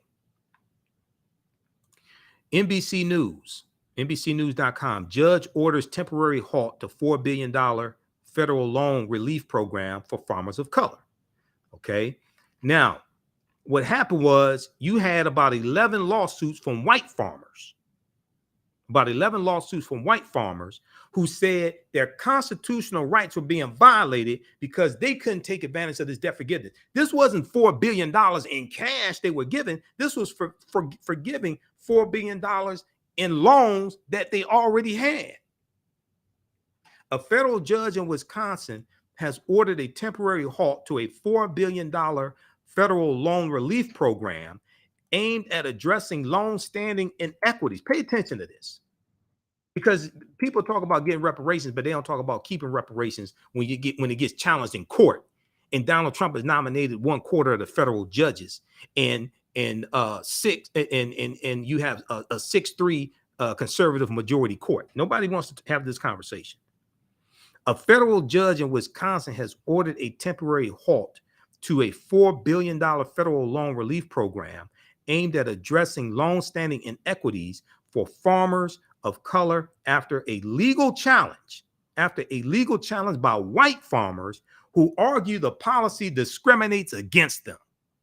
Judge William Greisbach found in an order issued Thursday that white farmers, quote, are likely to succeed on the merits of their claim that the U.S. Department of Agriculture's use of race-based criteria in the administration of the program violates their right to equal protection under the law. He issued a temporary restraining order blocking the Department of Agriculture from proceeding with the loan relief payments. A department spokesman, Matt Herrick, told NBC News, "We respectfully disagree with this temporary order, and the U.S. Department of Agriculture will continue to forcefully defend our ability to carry out this act of Congress," etc. All right. The plaintiffs in the case, 12 farmers from 9 states, 12 white farmers from 9 states, had filed suit against the U.S. Department of Agriculture over the roughly $4 billion set aside for loan forgiveness. It wasn't $4 billion cash. What do you think will happen if reparations ever becomes federal law, gets signed into law by a president? They're going to be lawsuits filed the next day to block it. And then you're going to have to litigate it in court. That's why reparations, whatever legal arguments you make for reparations, and they need to be legal arguments. Just saying then this may go outside the circumference of some people's awareness. Just because you disagree with it or don't like it does not mean it's not true. And I'm gonna put out a challenge. I want people to provide the evidence. I'm all for reparations, but I'm for making legal arguments for reparations. Not a lot of this nonsense floating around. Saying that we worked for free for 246 years or whatever, however long you want to say, during slavery, saying we worked for free and never got paid, therefore we should get reparations. That's a moral argument for reparations. Yes, slavery was wrong. Yes, we should not have been enslaved. Yes, we should not have been forced to work for free. But it was legal to, one, enslave African people. Two, in this country, it was legal not to pay them. So when your argument for reparations, or your main argument for reparations, or when you go to lawmakers and argue reparations, is saying our ancestors, because all the former slaves died in the 1950s. Let's be clear, none of us were there. All the former slaves died in the 1950s. Okay, so when we say our ancestors worked for free for 246 years, therefore we should receive reparations compensation, repairing the damage, things like this. What law are you citing that slaves were supposed to be paid? Show it to me. What colony was it in?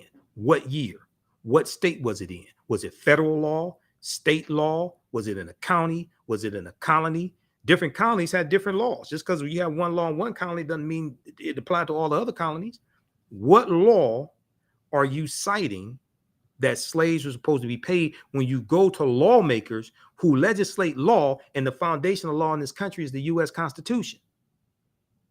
Article 6 of the Constitution says that the U.S. Constitution, all the previous treaties and all the subsequent treaties are the supreme law of the land. There are legal arguments to make for reparations. That's not one of them. When you look at Article 1, Section 9, Clause 1 of the U.S. Constitution, which led to the international transatlantic slave trade being abolished, which we see come up in the United States versus the Amistad U.S. Supreme Court case of 1841, and those Africans, Joseph Q, and those other Africans from Sierra Leone win their freedom because the U.S. Supreme Court rules that it was illegal for that ship to come into the U.S. waters because the international transatlantic slave trade had been abolished, and it was illegal for those Africans to be captured. Because the European nations entered into international treaties, including the United States, entered into international treaties to abolish the international transatlantic slave trade. Okay, we're going to go back to archives.gov here for just a minute because I got to get out of here because I have to do a radio show interview at 10 p.m. I got to do a radio show interview shortly here and get ready for that. I ain't planning to be on this long. So let's just look at this quickly, okay? This is archives.gov, U.S. National Archives, Amistad case. This is about the Amistad slave ship, U.S. versus Amistad, 1841. In February of 1839, Portuguese slave hunters abducted a large cargo of Africans from Sierra Leone and shipped them to Havana, Cuba, a center for the slave trade.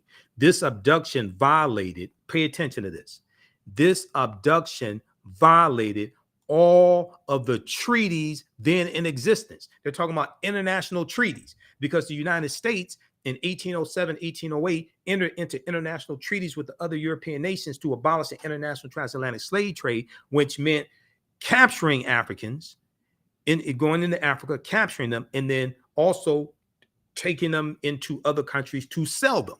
That was abolished. Now, they kept violating this, but it was abolished. Then March 2nd, 1807, the U.S. Congress abolishes the international transatlantic slave trade. It goes until January 1st, 1808, which is rooted in Article 1, Section 9, Clause 1 of the U.S. Constitution. Okay, and it stated that the earliest that the international transatlantic slave trade could be abolished was 1808. Okay, and if we look at Cornell University has it, Constitution Congress. Okay, I'll show you the actual text. We'll look at congress.gov, which is where you can go to read the bills. But Cornell University's website has information on this also. Okay, but I'll show you that here in just a second. Cornell University's law school's website, and then thought.com, but I'll show you the information here at congress.gov, which is the U.S. Congress website. So we'll look at that here. We'll look at that language here briefly. Okay, but back to the Amistad very quickly here. Let me blow this up. Okay, two Spanish plantation owners, Pedro Montes and Jose Ruiz, purchased 53 Africans and put them aboard the Cuban schooner Amistad to ship them to the Caribbean plantation, to ship them to a Caribbean plantation. On July 1st, 1839, the Africans seized the ship, killed the captain and the cook, and ordered Montez and Ruiz to sail back to Africa. Click here on read more. Okay, now they're going to be they navigate towards the U.S. at nighttime, and they end up in the U.S. Okay, the plantation owners were freed, and the Africans were imprisoned on charges. Montez and Ruiz actually steered the ship north because they changed the direction of the ship at nighttime. And on August 24th, 1839, the Amistad was seized. The Amistad was seized off Long Island, New York, by the U.S. brig called Washington, because it was illegal for slave ships to come in, and they had naval ships out on the waters at sea looking for slave ships because it was illegal. Although the murder charges were dismissed, the Africans continued to be held in confinement, and the case went to trial in the federal district court. Okay, so it ends up in the U.S. Supreme Court. All right, now I want to get to the ruling just for the sake of time. Abolitionists, okay, abolitionists helped them raise money, got them attorneys. John Quincy Adams, the former sixth president, was one of their defense attorneys. Let's see here. Supreme Court decided in favor of the Africans, stating they were free individuals, kidnapped and transported illegally. They had never been slaves. Senior Justice Joseph Story wrote and read the decision. Quote, it was the ultimate right of all human beings in extreme cases to resist oppression and to apply force against ruinous injustice. The opinion asserted the Africans' right to resist unlawful slavery. The opinion asserted the Africans' right to resist unlawful slavery. The court ordered the immediate release of the Amistad Africans. The 35 survivors were returned to their homeland. The abolitionists had to raise money for them to send them back because they were not awarded money in court, but they were awarded their freedom. The reason why they were set free is largely based upon Article 1, Section 9, Clause 1 of the U.S. Constitution, okay, which leads to the international transatlantic slave trade being abolished March 2nd, 1807 by the U.S. Congress. If we look here at the U.S. Constitution, migration or importation clause. This is Article 1, Section 9, Clause 1. The migration or importation of such persons as any of the states now exists shall think proper to admit, shall not be prohibited by the Congress prior to the year 1808, but a tax or duty may be imposed on such importation not exceeding $10 for each person. Okay, so 1808, that's 1808. That's the earliest it could be abolished. But a tax or duty may be imposed on such importation not exceeding $10 for each person as well. Okay, so this was 1787. The Philadelphia Convention is voted on and ratified in 1788, the U.S. Constitution. It's abolished in January 1st, 1801. January 1st, 1808. All the Africans that were brought into this country from January 1st, 1808 through July of 1860, when the Clotilda comes into Alabama, all that's illegal based upon federal law. There are court cases of white men who were caught trafficking Africans into the country. It was illegal. That lays a legal foundation for reparations, because it's violation of federal law. Saying we didn't get paid is not or our ancestors, because none of us were there. That's not violation of federal law. If you think it is, what federal laws are violating? What law are you citing the slaves were supposed to be paid? That's a moral argument, not a legal argument. Okay. So, in conclusion, because I have to get out of here. How you all like this type of information? I want to look through my notes. I think I got through everything I wrote. I made notes of what I wanted to talk about. Oh, Hold corporate America accountable. I wrote that down. I almost missed that. Okay, so this is the type of information that we need to discuss when we come together with Juneteenth celebrations. There has to be a historical component, okay, not just misunderstanding history. It has to be a historical component.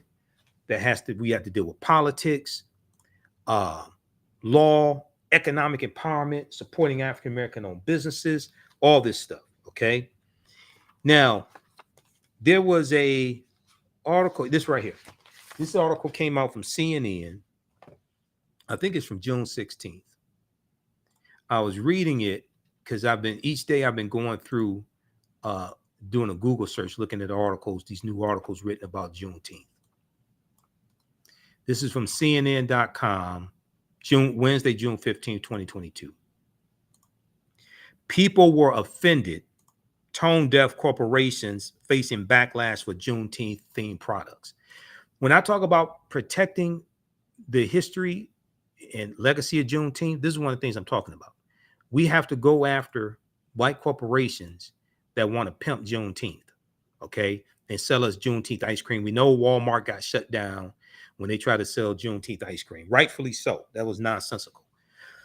Read this article here. We'll talk about this probably Sunday on the African History Network show. I'm on Sundays, 9 p.m. to 11 p.m. Eastern Standard Time. I'm going to give you some brief information also about the online history classes I teach on Saturdays and Sundays. Some of the slides that I showed you are from the history classes that I teach also.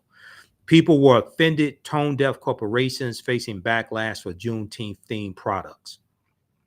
Okay. So they talk about Charlisa Starks Richardson was disappointed when she learned that the beloved Children's Museum in her community was selling a watermelon salad in celebration of Juneteenth. Okay. Starks Richardson, who often took her daughter to the Indianapolis Children's Museum growing up, said she expected the museum would be more focused on educating the public about Juneteenth, which celebrates the emancipation of enslaved Black Americans. Well, it's really dealing with slaves in Texas, especially Galveston, Texas, getting the news that they were free. Okay, we've already dealt with all that. She thought the museum would deal with some history instead of serving themed foods. Okay, to make matters worse, she said, watermelon has historically been used as a racist trope about Black Americans. Okay, so just very quickly here, dealing with watermelons. There was a broadcast I did a few years ago that dealt with how, first of all, watermelons come from ancient Egypt, going back to about 5,000 years ago, number one. Okay. Number two, there was a broadcast I did dealing with how watermelons became a racist trope. Okay. And it dealt with after slavery ended. And I'm going to see if I could pull this up. Watermelon stereotype. It dealt with after slavery ended and how during slavery had little gardens and things like this and can make money afterwards. That was one of the main crops we were selling, and then it became a racist trope. It became let me see this article here. They want me to sign up for another subscription. Too many subscriptions. Okay, let's see here.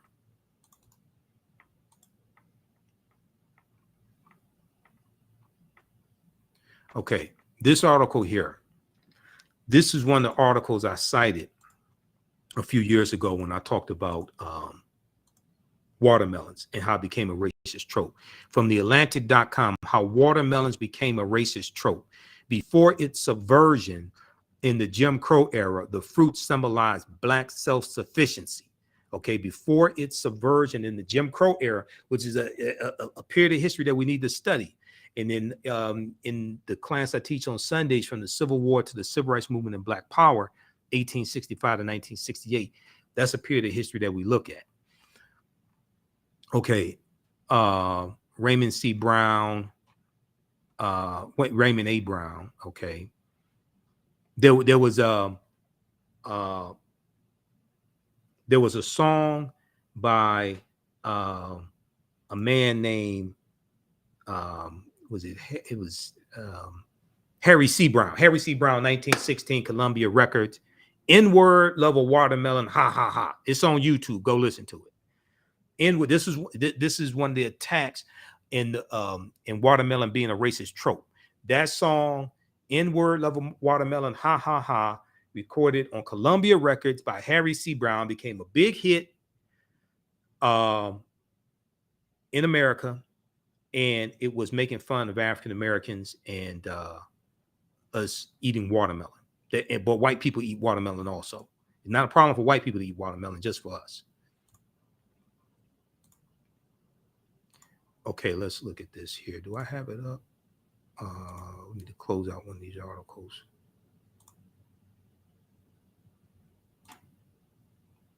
Okay, to make matter. Okay, here, I want to go to this one here. Okay, it's. I want to skip past some of this stuff here.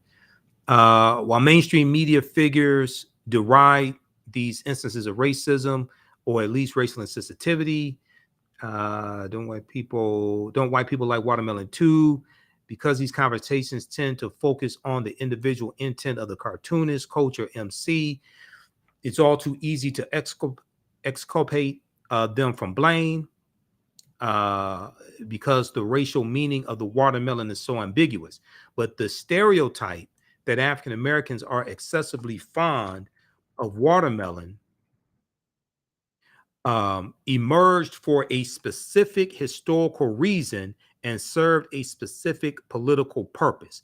Emerged for a specific historical reason and served a specific political purpose. The trope came in full force. Pay attention to this. The racist trope of African Americans loving watermelon and somehow that being negative. The racist trope came in full force. Not full force that was with Lisa in the Coat Jam. That's a different full force. The racist trope came in full force when slaves won their emancipation during the Civil War. Free Black people grew, ate, and sold watermelons, and in doing so, made the fruit a symbol of their freedom.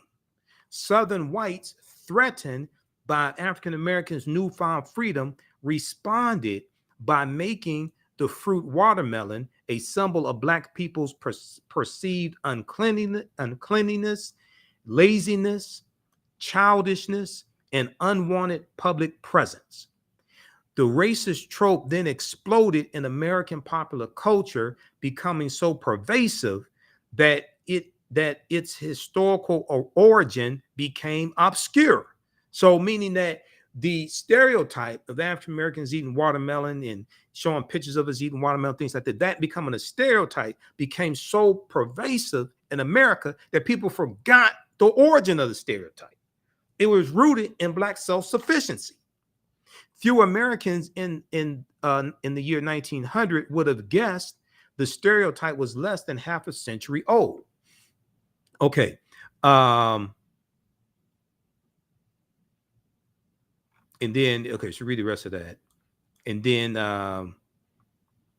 this article here from National Geographic, the 5,000-year-old secret history of watermelon.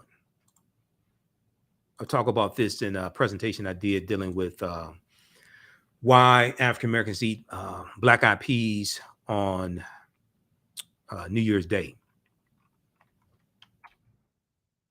And we dealt with some foods that you think are American but are really African. This article right here.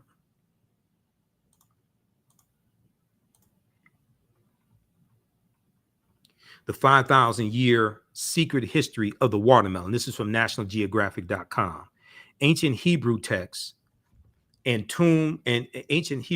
Egyptian tomb paintings reveal the origins of the summertime fruit. Reveal the origins of the summertime fruit. 5,000 year transformation. The history has been screwed up, says Paris, who places the blame on generations of taxonomists stretching back to the 18th century.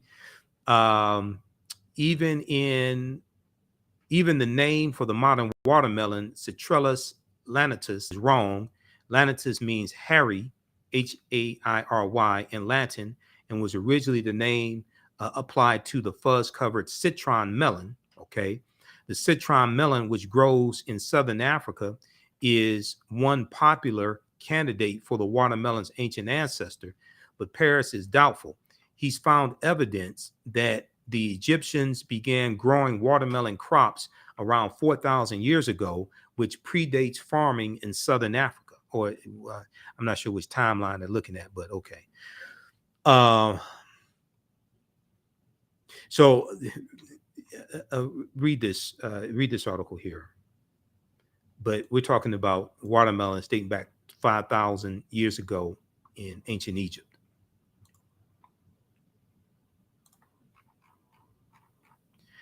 All right. If you like this type of information, you can support the African History Network, $ the TheAHNShow through Cash App, then also through PayPal, paypal.me/TheAHNShow, paypal.me/TheAHNShow. This helps us keep doing the research, stay on the air, keep broadcasting, pay some of the bills, etc. If you go to our new website, TheAfricanHistoryNetwork.com, we have the Cash App link there. I'm going to put the YouTube link up. This is our official Cash App account, $ the TheAHNShow, SHOW. When you go to it, it says Michael and shows my picture there. These other ones here are fake African History Network Cash App accounts. There's some other ones. There's a new fake one I just saw yesterday that is $, the TheAHNShow at gmail.com. That's our email address, but that's not our Cash App tag.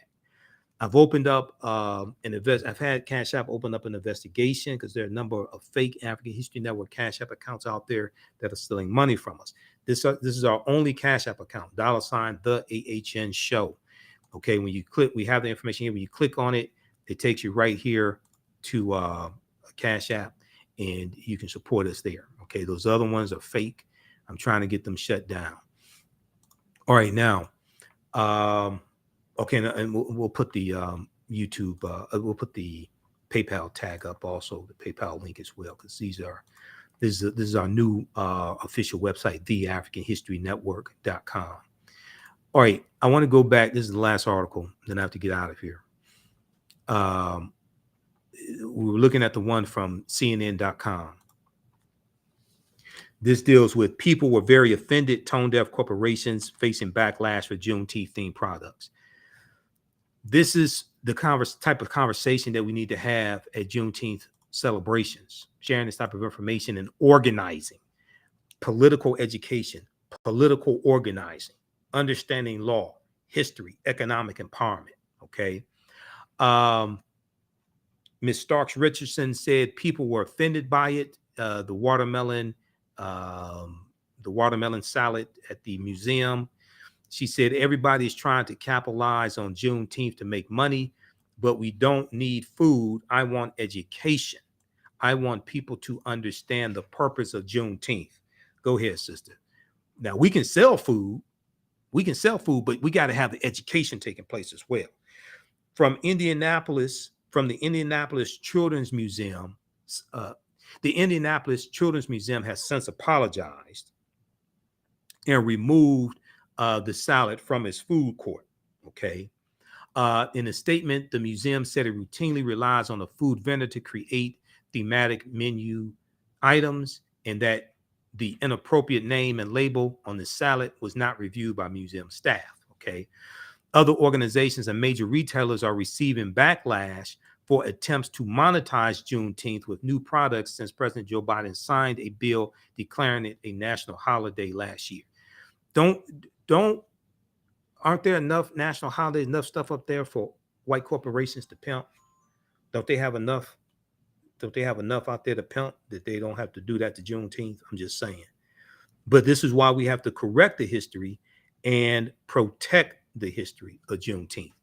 From the Indianapolis Children's Museum's watermelon salad to Walmart swirled red velvet and cheesecake flavored ice cream to Dollar Tree's Pan-African themed plates and napkins, inclusion experts say corporations are missing the mark. Inclusion experts, and I made a note of this to talk about this.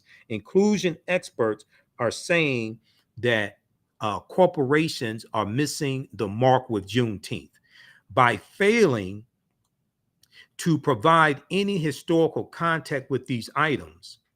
The companies don't appear to have considered how they could promote stereotypes or offend Black people, experts say, because they ain't consult with African Americans. Okay.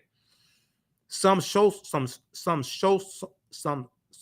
justice activists also insist the efforts are more performative than genuine and don't address the systemic inequalities that demonstrators marched for in 2020 after the death of George Floyd and Breonna Taylor, etc. See, this goes to policy.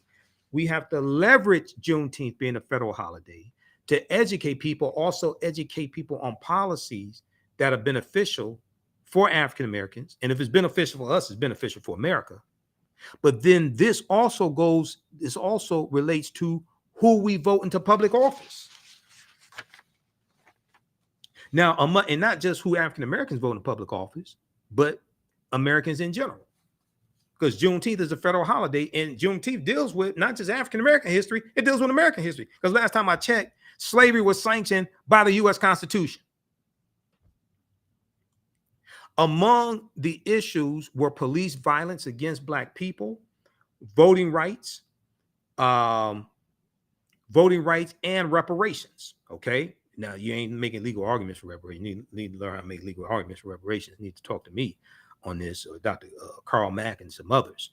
Amara Enya, Enya, a public policy expert for Movement for Black Lives. And you don't have to agree with any of these organizations, but they are making, some of what they're saying is making sense. She said that the Juneteenth product lines are tone deaf and devoid of any real impact. Now,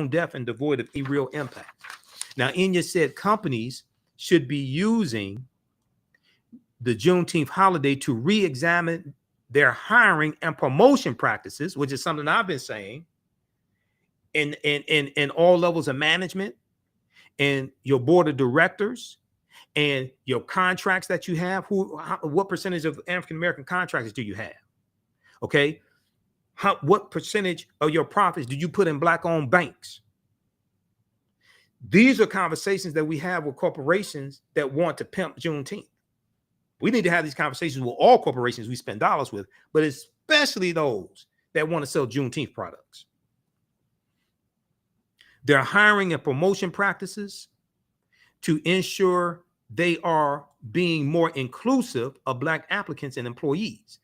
But we're talking about senior level management. We're talking about executive management. We're talking about contractors. What percentage of your advertising dollars are you spending with Black-owned media, radio stations, TV stations, thegrio.com, online platforms, things like this? How many African-American owned advertising agencies are you using? See, that is redirecting dollars that we spend with corporate America, redirecting that to African-American owned businesses. That's one of the ways to grow African-American owned businesses, so they can scale up and hire more people and have more resources, as opposed to 95% of our businesses having one employee, the owner.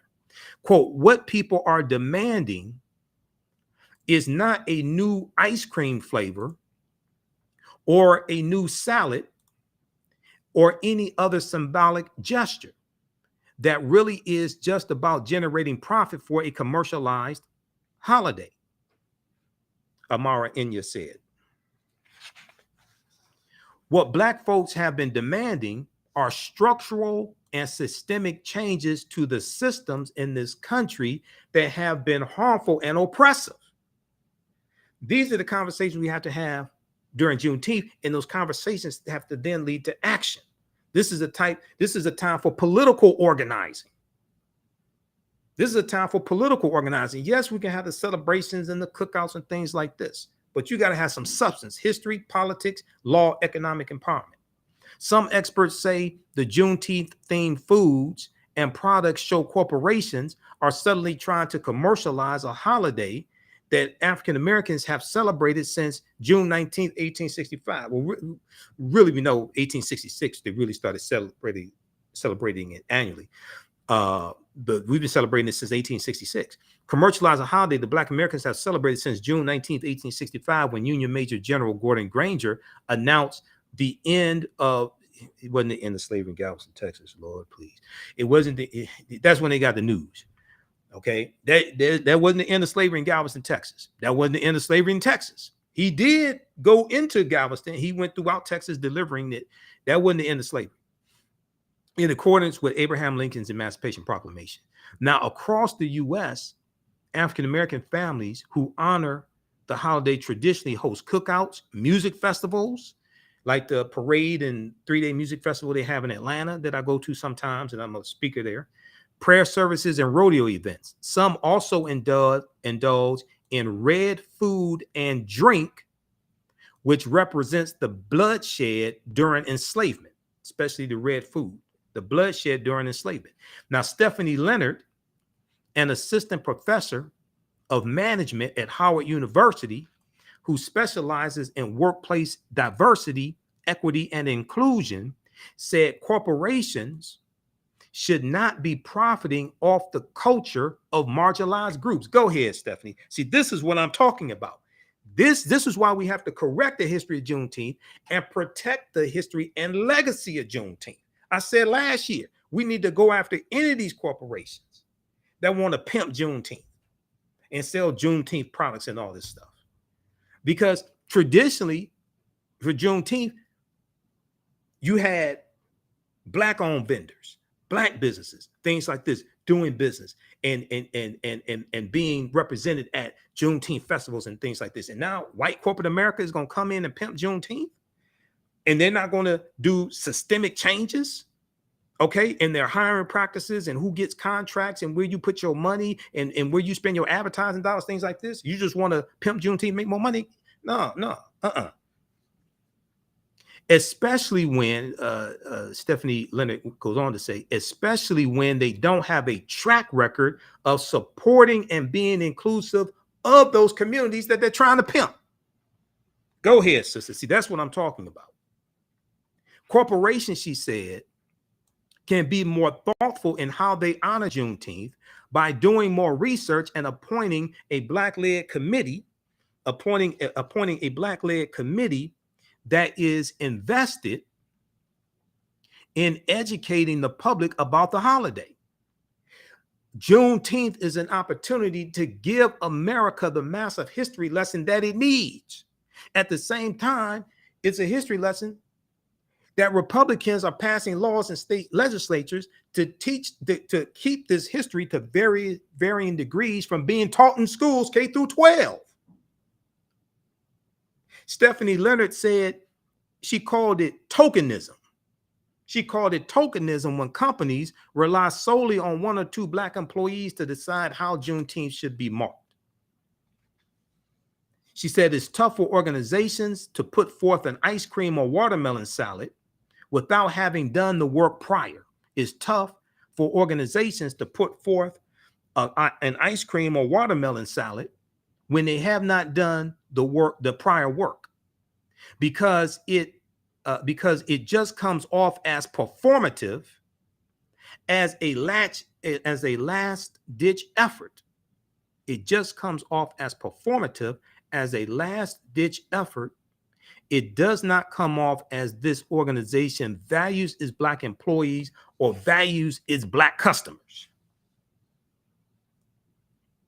So we know last month Walmart got blasted for having the ice cream and things like that. They took it off the shelf and apologized that they got blasted on social media.